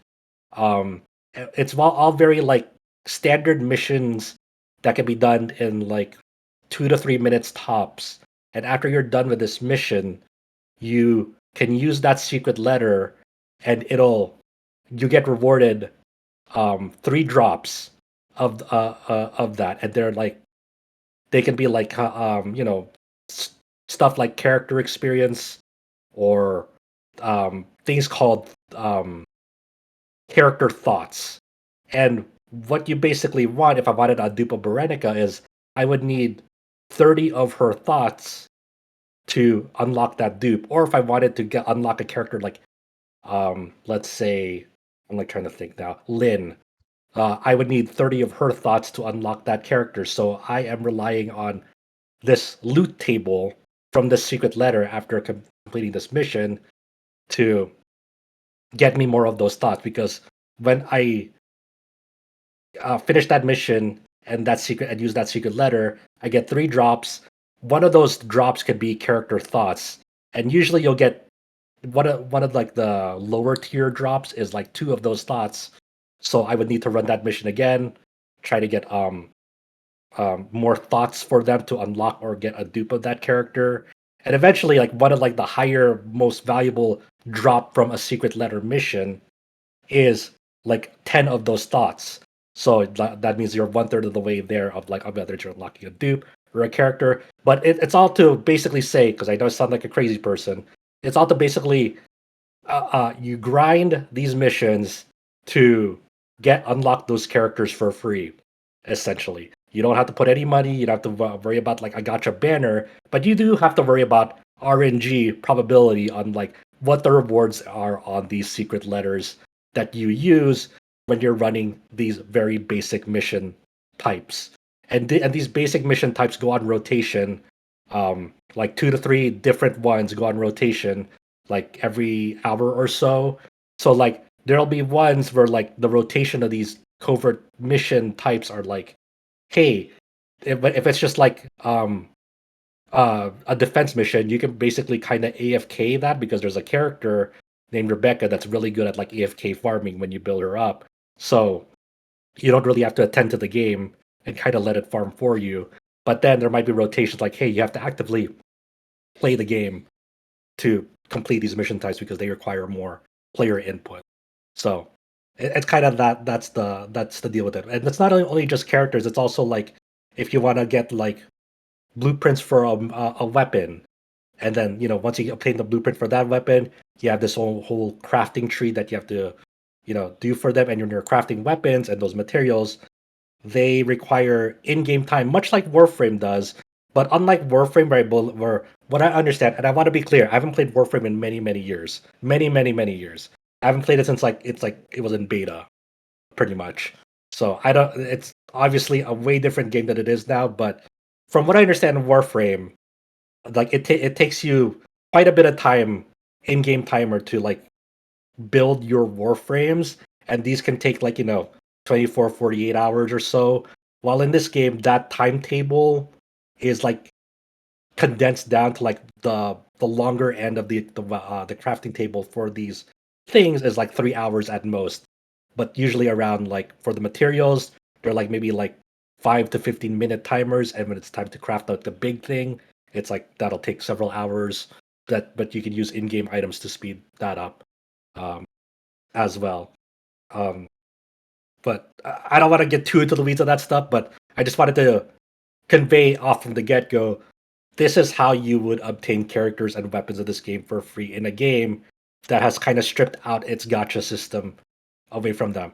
Now, in my opinion, this is obviously kind of a more better system because it's not feeding on like gambling on a banner to get like a new playable stuff that will enhance your power, enhance your you can engage with the game in a different way.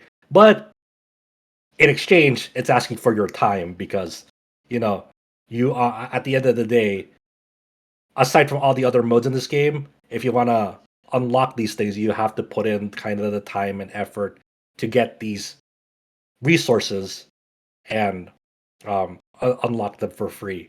Obviously, there are ways if you just want to just buy them straight up from the shop. You can do that too. It's your money. It's your life. You can do whatever you want.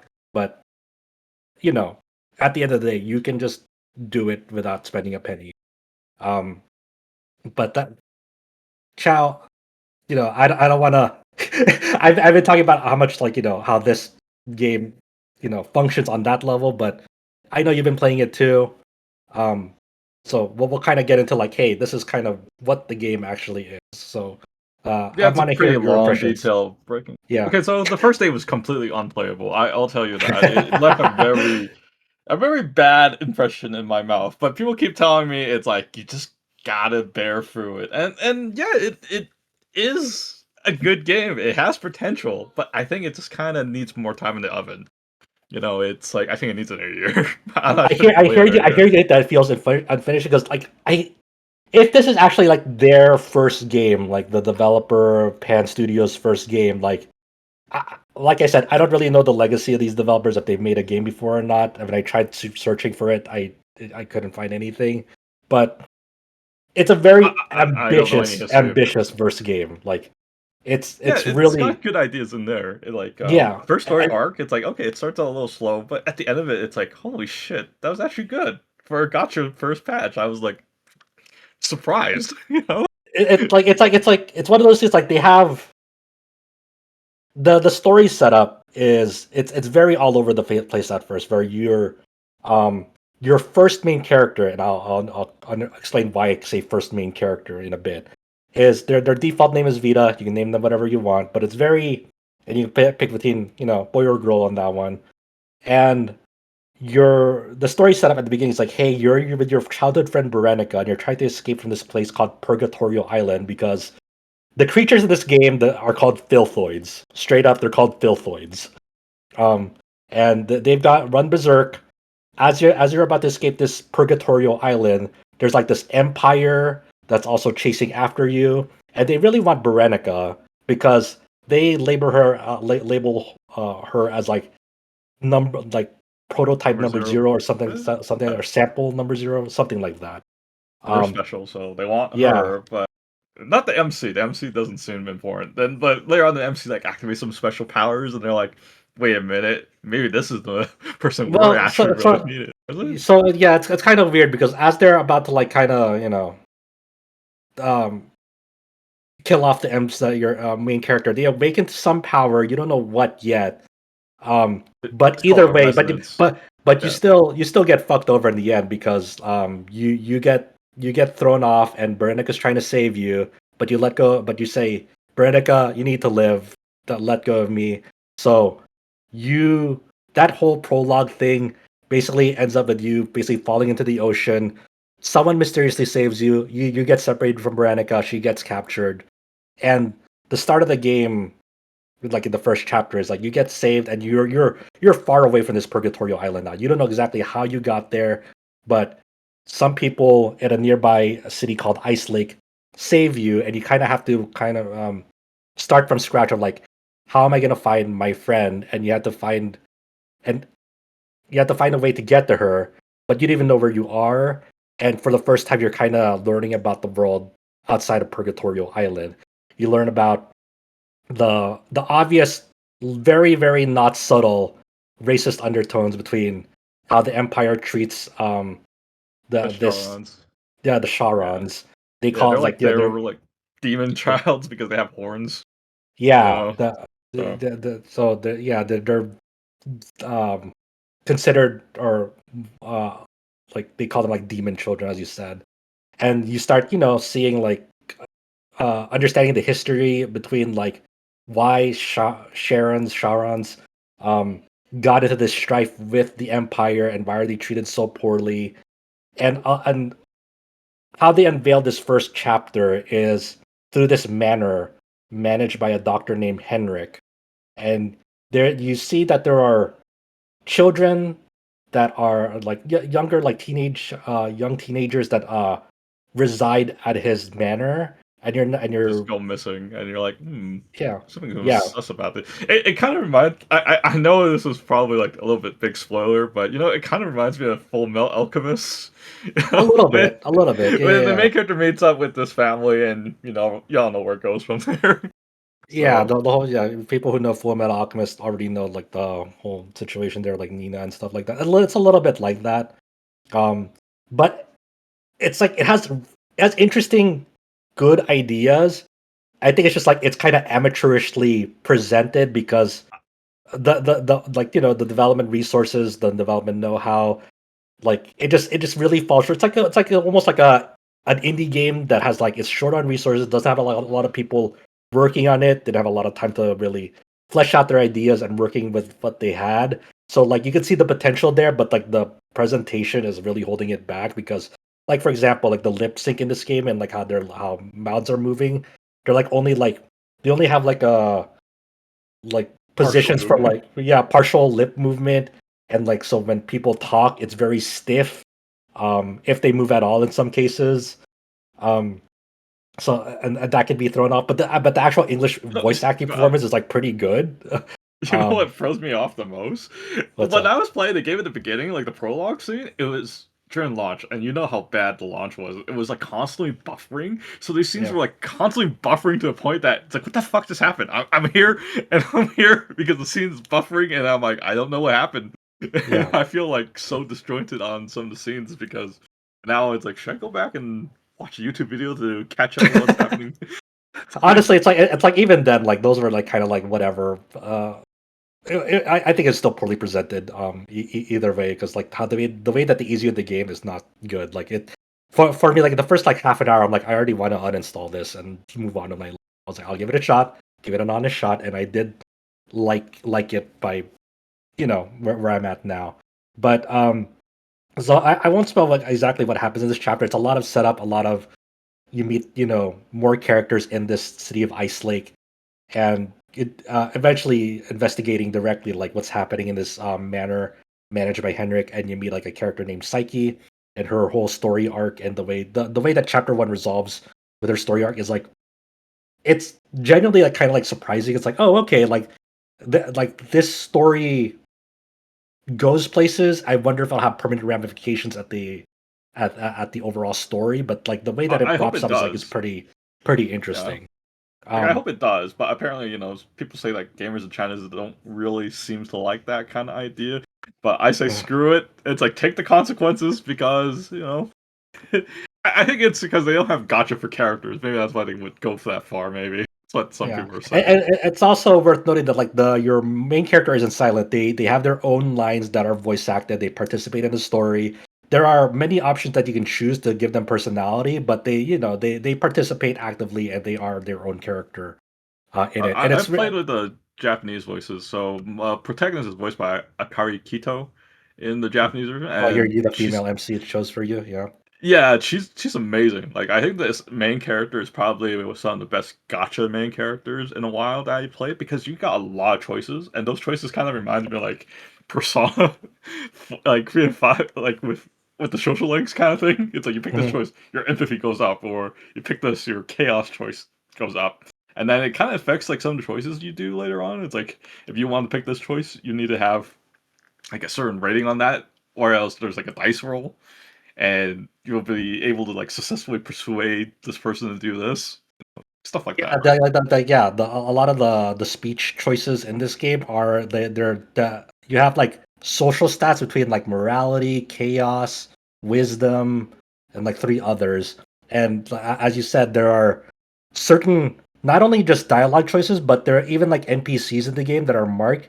You you do a die roll on them, and sometimes if you're successful on that die roll, because the higher you are in a stat for one of these speech checks, it'll add like a bonus to like your desired result. So let's say you need like a 51 to pass the speech check, and you only rolled a 39. Depending on like what um attribute that corresponds with, it'll give you like a bonus to that. So let's say it like that was a wisdom speech check, and you have high wisdom. It might add like plus 30 to your result, so that 39 would be a 69 at passing that speech check.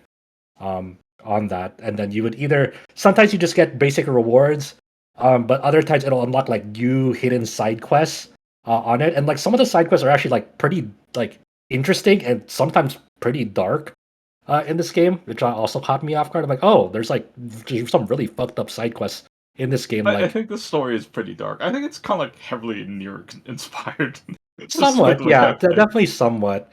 Like one of the side quests is like there's like this woman that's like kind of has been grieving over like missing her daughter for some years.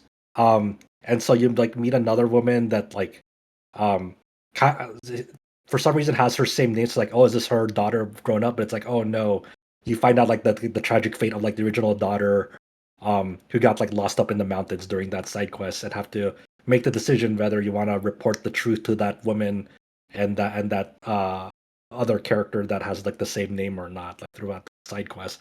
And it's like, hey, do you want to tell that woman that like her daughter like died like years ago or whatnot? And for the English voice acting in this game, for the main characters, for the male one, it's Joshua Witchard and Emma Ballantine for the female one. So that's Stroll and Juna from Metaphor Refantasio, respectively, I believe. So they kind of there's a lot of British in this game. So if you're like the Xenoblade style of like English voice acting, very much or in that style. I was hoping to hear like Final Fantasy Tactics cast in this, but I guess that's probably too recent, maybe. And also like to follow up on what I said to like the second main character, like first and second main character. So first main character, after you complete chapter 1, things happen and you eventually go into this decision to make your second main character, and once again you can choose boy or girl, and their default name is Mors, Mors, though you can rename them, of course. And that perspective is from the other side. So, and like the second main character is from the Empire side, and they're a captain serving the Empire, and there's this whole, things happen. It's a much more frantic, action-packed perspective on their end on what's happening on their end. Already getting to like a whole conspiracy plot line, and there's a moment in that I thought was really cool, where you end up in you end up in prison at the Oh, near yeah. the end of that chapter, and the way that you're interrogated is through like a hallucinogen, and there are moments throughout that whole sequence that remind me of Control, of how it morphs environments throughout that, and the way that like you're responding to interrogations by going through like yes or no hallways in that as the environment is shape shifting throughout that whole sequence. I'm like, that's once again really ambitious, and I appreciate the sentiment, but the way that it's presented is like, on the more below average side, though I can respect the ambition that these developers have and like what they're trying to create. And I really hope that they dedicate the time and resources to really refine the presentation style of like future story chapters going forward, and hopefully also doing a touch up on these if they somehow find like success in their business model enough to like justify, hey, we should really try to refine the overall presentation of these opening chapters. I was gonna ask you, do you okay, so that character, the second main character, has like these bloodlust kind of type voice that they keep hearing in their head, right? And there's this like one part, this person basically like provokes you, like, why don't you like do something about it? And you can like listen to the bloodlust like 3 times, and there's like a little small cinematic scene where it was just like freaking out that you killed everybody there. Then it goes back like nothing happened. So I wonder, do you actually like went for the full bloodlust choices? I didn't get to see that, but I heard about it. I was like, oh man, I should have chose that. But there are definitely I just some. kept picking it like That's funny. 4 times in a row. There was like a cinematic, and I was like freaking out that they just killed everybody. Right? So That's crazy. But so, and the combat, I also think that the combat is also like it ranges between like slightly below average and like acceptable, because like just like in Warframe, any character can be paired with any sort of like melee weapon and range weapon. Like melee weapons could be like katanas, pole arms, what else is there? lots of things. Dual Lots of other blades. dual blades. I feel like I'm playing Nier in a Muso setting. I feel like that's how I'm playing it, and then it has Warframe's bullet jump as helix jump, or that's what they call it. Yeah. So how I feel about playing this game, I feel like I'm playing Nier. I think the problem is like for some people to feel the combat's a little weightless. It's weightless and floaty, and also like it's very limited because it had mobile. It's mobile first in the design, right? So your combat options are a basic move string, one skill, and one quote unquote ultimate, but like I consider it as like another skill. But there's no cooldown, so you can spam these as much as you want as long as you have the sanity meter. Like it's like you basically your MP bar, but it's called sanity in this game.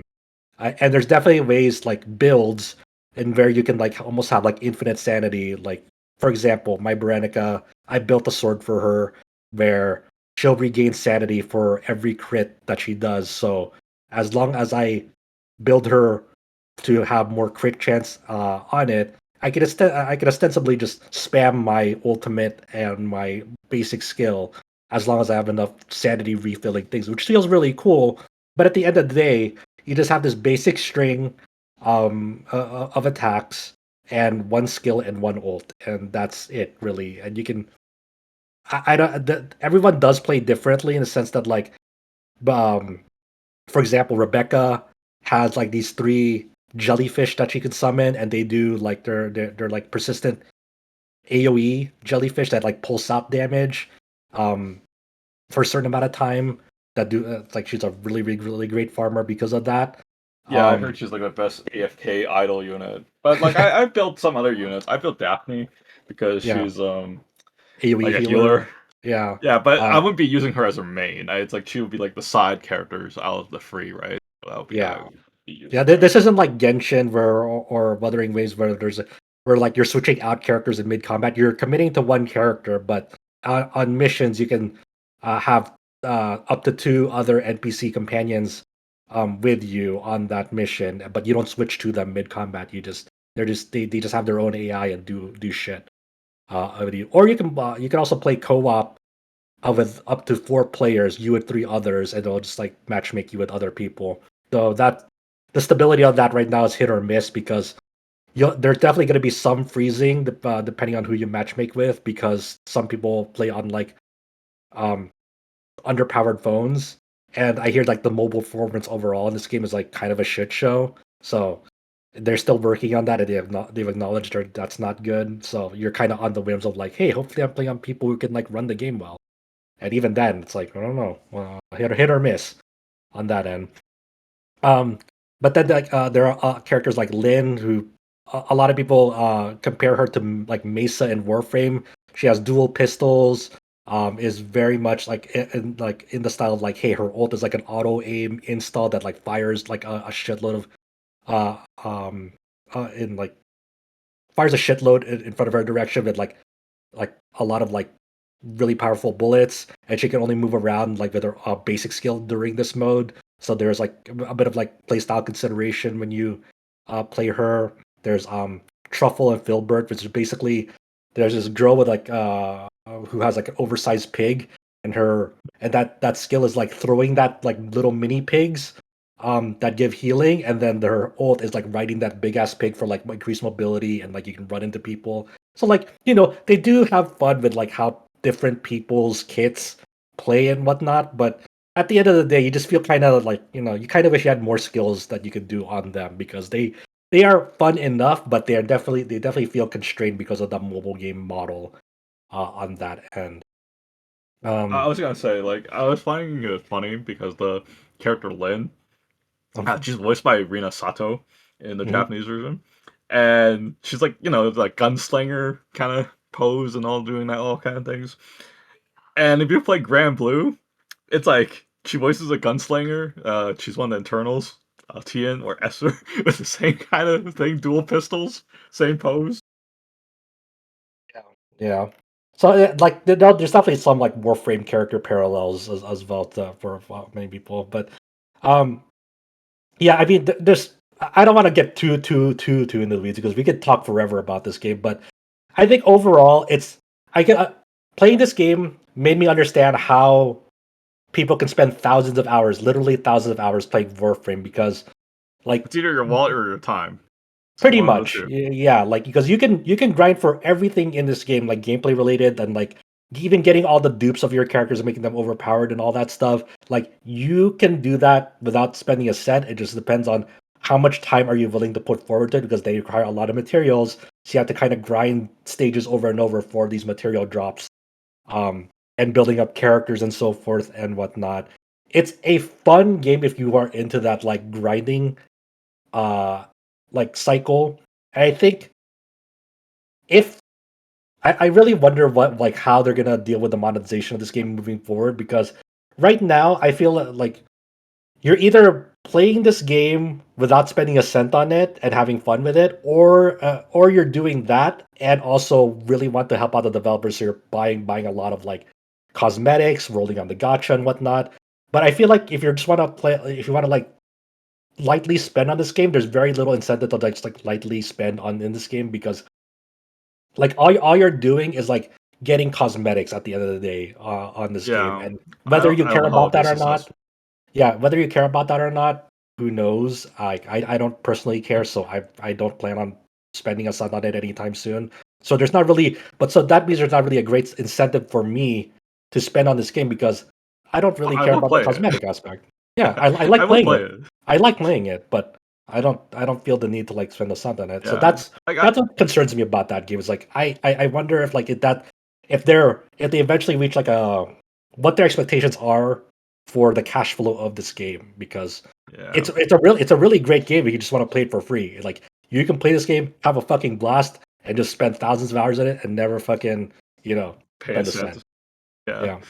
Like how I So feel about it, it's like if you buy the cosmetics, I feel like I'm playing a Tales of game where you're like yeah, where your yeah, character dresses as a clown in combat, and I just like the default costume. That's kind of like for me, right? You know, right. Yeah. so I don't know, but in the end, it's like I'm gonna keep this game installed because I like the story, and so far I'm kind of sold in the Yeah. gameplay too. Yeah, Just gotta be it's also installed. it's also really fun in terms of like how I don't know if this is intentional or not. I hope they if it's unintentional, I hope they keep it either way, because you can pretty much like glide in the air forever, because when you're doing like in the air, whether it's a helix jump or just a normal jump, you when you there's a weird part of the game, by the way, You where shoot in the air, you float. yeah, so but also But like that's in Warframe though. but So people need to understand when you shoot in this game, when you aim down the sights in third person, it auto shoots for you. You're not doing a separate aim and then shoot. It's like when you hit shoot, it's going to that mode and shooting right away. And there's heavy aim assist that you can turn off. Um, but it's very weird that like you can aim. You can't aim and then shoot. It's like you're committing. Like when you're aiming and shooting, you're just shooting right away. There's no in between of like aiming and shooting. It's shooting and then the aiming comes along with it. Um, and so when you're glide, you can do that in the air, and when you're doing it in the air, you're floating. But if you reload also in the air, it'll keep that float, and then so when you're just cycling between shooting and reloading, you can stay in the air indefinitely between shooting and reloading. Like that's how I get through areas fast now, even no matter where I am. Is I helix jump in the direction that I want, and then just go. And all my rifle does is just keeping me in the air. I just shoot, reload, shoot, reload, shoot, reload, and I'm just like gliding to fucking places. And I'm like, this is probably not intentional, but I hope they keep it, because there's like a fun movement mechanic in the game. But but yeah, yeah, we're looking forward to it. yeah, there's so much we can talk about. I don't want to like. I mean, we sound like fucking insane people, and I get it. Like But robots probably. if you're interested in like like there's no way in hell like this game is like better than Warframe, but it's more approachable in the sense that like if I were to get into Warframe right now, I wouldn't know what the fuck to do. There's so many modes throughout the 12-year I also lifespan of think that it's game. kind of unfair. People are Yeah, like comparing like 14 years of like Warframe to a game that just kind of came for out. sure. So, Yeah, but, no. I hope this game is successful. I hope it finds like a steady cash flow for them to not only continue to support it, but also like improve upon what they're doing right now. I think with a stronger resources on like touching up their whole presentation, and maybe even improving like incentives for to even like spend cash into it, because I do want to support the game eventually, because I am having fun with it, but there's so little I get out of it right now that like I don't even know what I would spend on, because everything is so unappealing. I'm not gonna spend currency for like the gacha currency, for example, because I don't want to roll a gacha to get cosmetics for these things. And the battle pass or anything like that doesn't really appeal to me, because there's nothing in there that really is like, okay, I'm gonna go, you know, spend the battle pass. So yeah, not really sure. But I think it's a solid game right now. But I think it does really need a lot of like improvement to get it over like competent level of like visual and presentation. I think it's pretty rough around the edges, but if you know what you're getting into, it's a good time. It's a good time. I think personally, I need to play less of it because I can see myself pouring hours into it, and but I have other obligations, obviously, to work on other games too. How's It's the one of music? those. Music is actually pretty good. It's actually pretty good. No lie. Um, yeah. So it's a fun game, man. Yeah, it feels unfinished in a lot of spots. There's a lot of great ideas, but feels unfinished. One thing I noticed is that the Steam page for it still says coming soon. Like, is it Yeah. that just separate from like a standalone client? Yeah, Is so that is that how it is? I guess they have a deal with Epic because there's a standalone client on their Oh, site okay. that you can play directly, like download directly onto your PC. But they're also up on Epic Games, and you're still downloading the launcher from Epic Games and booting it off of there. So I assume it's some sort of exclusivity agreement with Epic, and then it'll come to Steam like several months time. Um, but if people want to try it out, you can get their client straight up from their like the Duet Night Abyss site, official site. You can also download it off of to your mobile device. Though I hear that the mobile performance is pretty rough, and they're still working on it.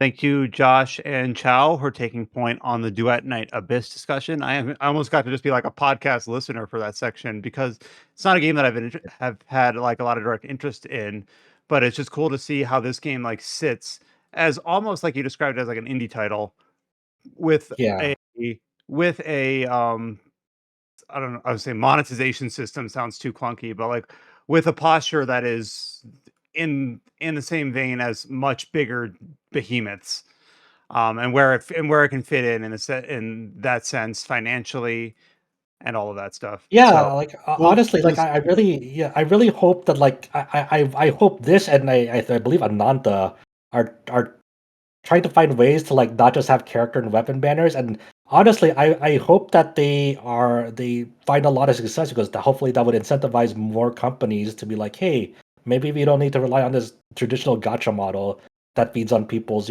gambling tendencies I'll to say right be now, successful. if Honkai Star Rail wasn't a gotcha and was just like paying for like costumes for characters, like cosmetics, I'd probably still be playing that. Yeah, yeah, so hopefully they are able to pave the path to a brighter future because right now we may be stuck in hell in many ways, but hopefully there's one hell we can try to get out of, maybe.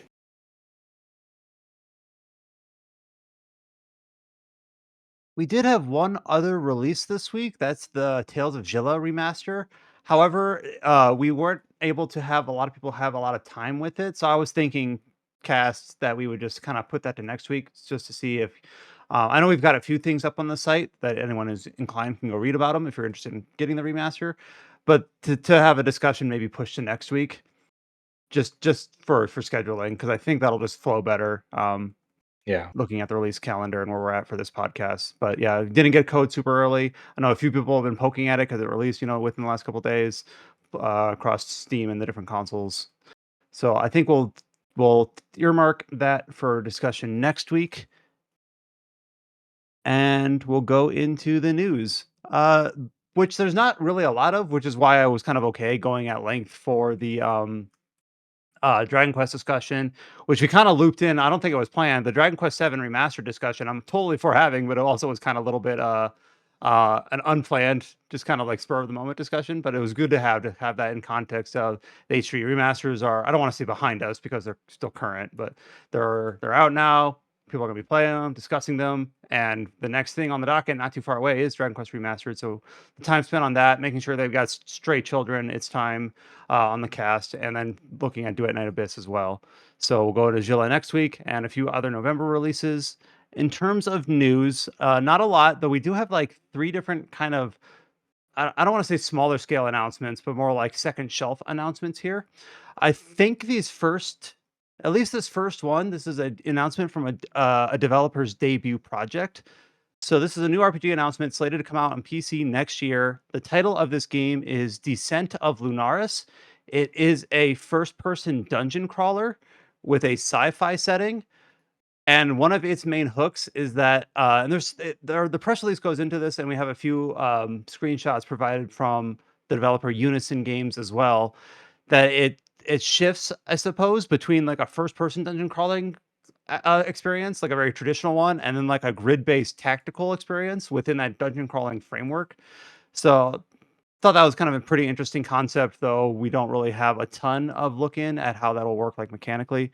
But slated to come out on PC next year. We have a look at some of the initial art and some of the initial like UI and menus and enemy designs and things like that. So something that gearheads for those dungeon crawlers might kind of keep an eye on for a 2026 release.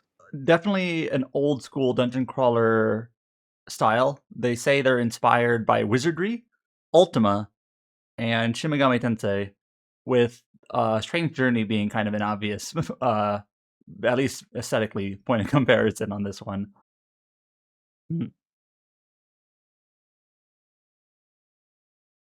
The next announcement that we have, and Adam, you did the news post for this as well, so jump in if I'm missing any context. This is from Chinese developer Chili Room, who, when I go to their Steam page, they have a few other projects listed, but as far as I can tell, those were like in collaboration with other or like studios. So I'm not sure if this is their first like standalone project or what. But Chili Room has announced an action RPG slated to come out next year. Or I guess they don't specify next year. There's an action RPG called The Cursed Sand coming for PC and PlayStation 5, featuring like a ancient Chinese, I don't know, like mythological. I don't know if mythological is the right Yeah, the term, but game is like an actually undead. called, you missed a word. The Cursed Sand is the subtitle. The full title is Oh, okay. Loulan. Loulan, the Cursed Sand. I don't know if I'm pronouncing that right. It looks like Loulan. Loulan. Loulan. So yeah, this game is from a small developer. I think mostly Chinese based, but they say that they're a 16-member cross-regional group. So it's a small team, very small team, cross-regional. So it might be in various places in the world, and inspired by the original God of War as well as like arcade action games. But they do call this an RPG, but it might have like more of an arcadey type slant to it. It is part of the China Hero Project initiative from PlayStation. So this announcement was like posted on PlayStation blog. The trailer is on PlayStation YouTube channel. So if you go, it has like a Steam page as well as an Epic Game Store page, and it's not like published by PlayStation. It's self-published, but PlayStation must have like some sort of financial supporting or other sorts of support as part of that initiative. But yeah, it's inspired by the archaeological discovery of something. I have no idea how you pronounce this. Some Shaohi princess. I probably mispronounced that. Too bad Shao's no longer here. And yeah, inspired by that as well as God of War, the original God of War, action RPG set on like the ancient Silk Road in Western China. And your main character is That's a cool setting. yeah, your main character is called the Cursed Sand. Like the Cursed Sand is a character. It's kind of maybe not intuitive. They're like an undead warrior that has like both like a skeleton form and like a sand form in combat. And you're trying to find this like lost princess of this kingdom of Loulan. So that's the inspiration and that's the premise. Kind of an indie scale RPG, but with that PlayStation backing. If you really think about it, if you dig deep enough, we all have skeleton forms. Mhm. Sand is bone and bone is sand, something like that. But no, I don't. Thank you for getting the details on that. I just completely like I was looking at the title and it's Lulan colon the cursed sand, and for whatever reason my eyes were just going past the colon, like, oh, it's called the cursed sand. Uh yeah. But yeah. And no release window. We do have the announcement trailer up on our site. And like you said, Adam, it is hosted on the PlayStation YouTube channel. So not listed as a publisher explicitly, but still somehow like putting their marketing behind the game. Which we've seen them kind of do before with the China Hero Project, like AI Limit and Lost Soul side. And this last one I missed, but it's actually a real cool shout out to whoever added it back to the podcast. That Kite put up a news post for this. This is a announcement of a farming sim called Farnia Village, which has a lot of talent on it from behind the creators of Rune Factory 3 and 4. So this is like the composer Tomoko Morita. We have the narrative writer Takanori Suji, and leading the project is Shinichi Manabe. And they're all working on this Farnia Village after having their names in the credits for Rune Factories 3 and 4. And in addition, this project has like a Kickstarter page that has already met its goal with 25 days to go. So a very modest goal, but still kind of blew past it to help crowdfund at least some portion of development for this game. So just kind of a real cool shout out to see like a little indie project. This is Shinichi Manabe's, I guess, self-helmed new studio called Mana Games. Mana, one of the two. And this is their debut project. So cool thing to keep an eye out. No real other announcements here other than that the game is in development. We've got some details from the Kickstarter page, and it even has a Steam page as well with a few other screenshots and short little trailers.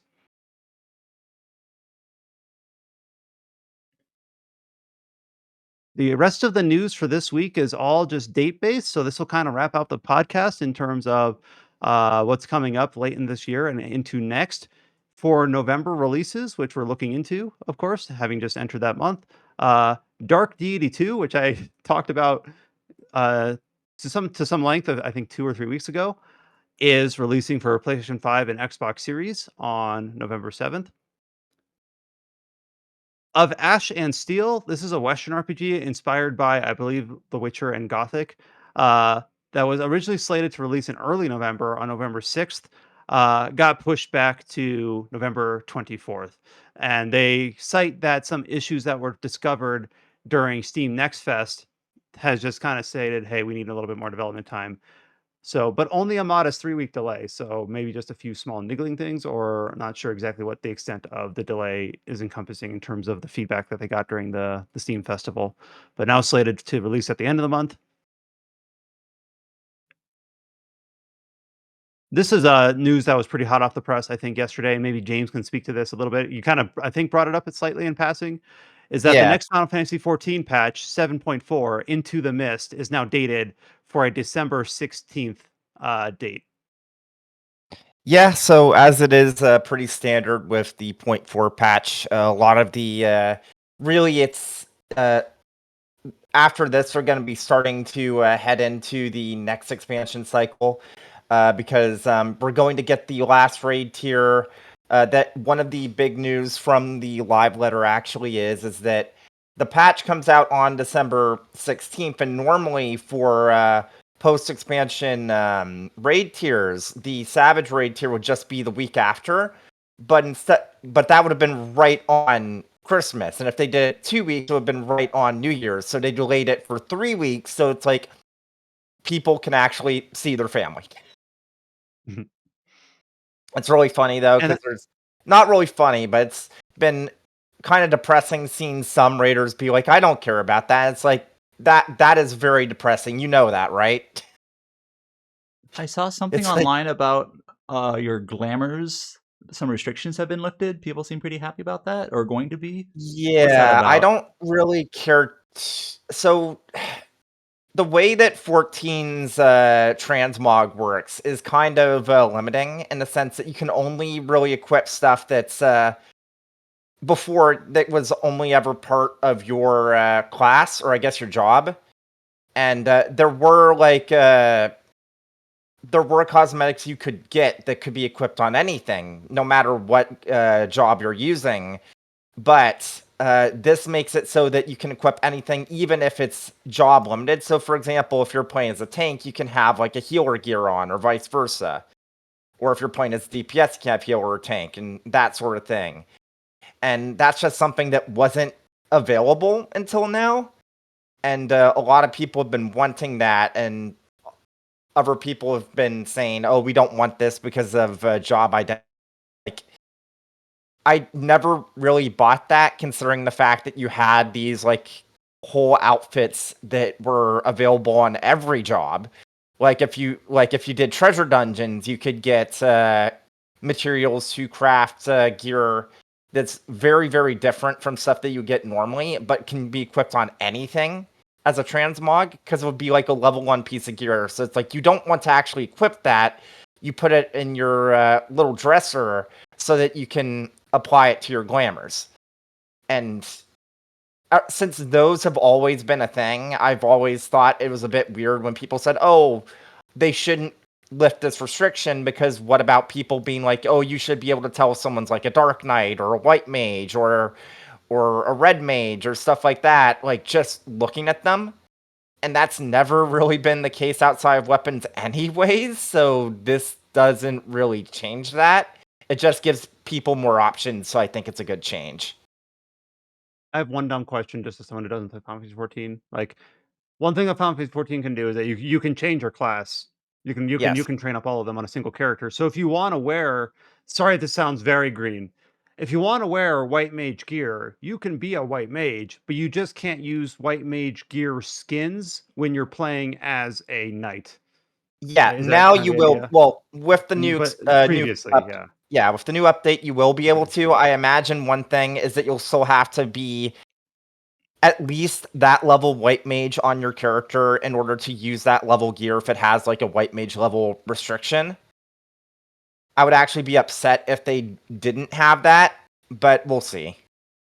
That's actually, again, not having played Final Fantasy 14, that kind of sounds like a fun progression system. If your character has trained up in both Dark Knight and White Mage, being able to use the White Mage skins across jobs, like I can see that on paper being like a cool little cosmetic progression. Like I can use this skin Yeah. of this White Mage armor because I've leveled White Mage, even if I'm not playing it right now. That seems kind of neat. Yeah. I hope that's how it works. I haven't actually read into it too much, so I'm not sure the exact specifics, just because I'm not really too big into glamour. I say that, but I did like make a glamour set for last time I did the raid tier and whatnot. But I don't know. It's Well, not we can my follow up once it actually yeah. releases. Yeah. Yeah, I am excited for this. They also went over the new variant dungeon and some of the changes that they've done for that system of the game. Visually, it looks very interesting, very like watercolor. People have been like in Nova Crystalis's responses being like, "Oh wow, it looks almost like Super Mario Sunshine." I didn't really get that, but apparently that's what a lot of people have been getting. But All for that. yep. Glad I don't have to raid during Christmas and New Year's. Mm. Just a couple other releases for going into 2026. This is another global release for a compiled hard Idea Factory game. So, Calamity Angels Special Delivery will release on February 17th next year for PlayStation 4 and 5 and Switch. It released in June this year for Japan. So, just kind of another one of those compiled hard games coming out in that 6 to 9 month window after the Japanese release. And lastly, this is not a game I'm familiar with, but it was something that was recently announced during one of the limited run games video presentations by WayForward, that Sigma Star Saga DX will launch in 2026 for Switch, PlayStation 5, and Steam. And this is originally a game for the Game Boy Advance that released in 2025, a shoot 'em up RPG hybrid. 2005, So I think, yes, what did I say? I apologize. 2025. I'm late. I'm running on fumes. 2005, 20 years ago. Uh, so I think it's always like I don't like it, if you told me did this game release before on Game Boy, like I don't recognize it, but I like the idea of just Game Boy DS titles making their way to consoles and Steam just for that preservation's sake. So the fact that WayForward is doing that and they are changing the random encounter rate, rebalancing the experience, refining the dialogue, additional save points, bug fixes, quality like they're doing a nice remastering pass on it. For its console and Steam release for from what I can tell is a 2005 like I don't know cult classic, but like a game with like a cult following from that era. Yeah, So it it's looks cool to see. more like a shoot 'em up type game, with like RPG like slight elements here and there. I know we have a bunch of fans of limited run games on this podcast, and Mhm. that's a joke. But they actually did like a GBA like repro cart, how you pronounce it, reproduction, earlier for like this release on GBA. Who knows when that'll actually release, but they did the pre-orders and whatnot. So they do that sometimes.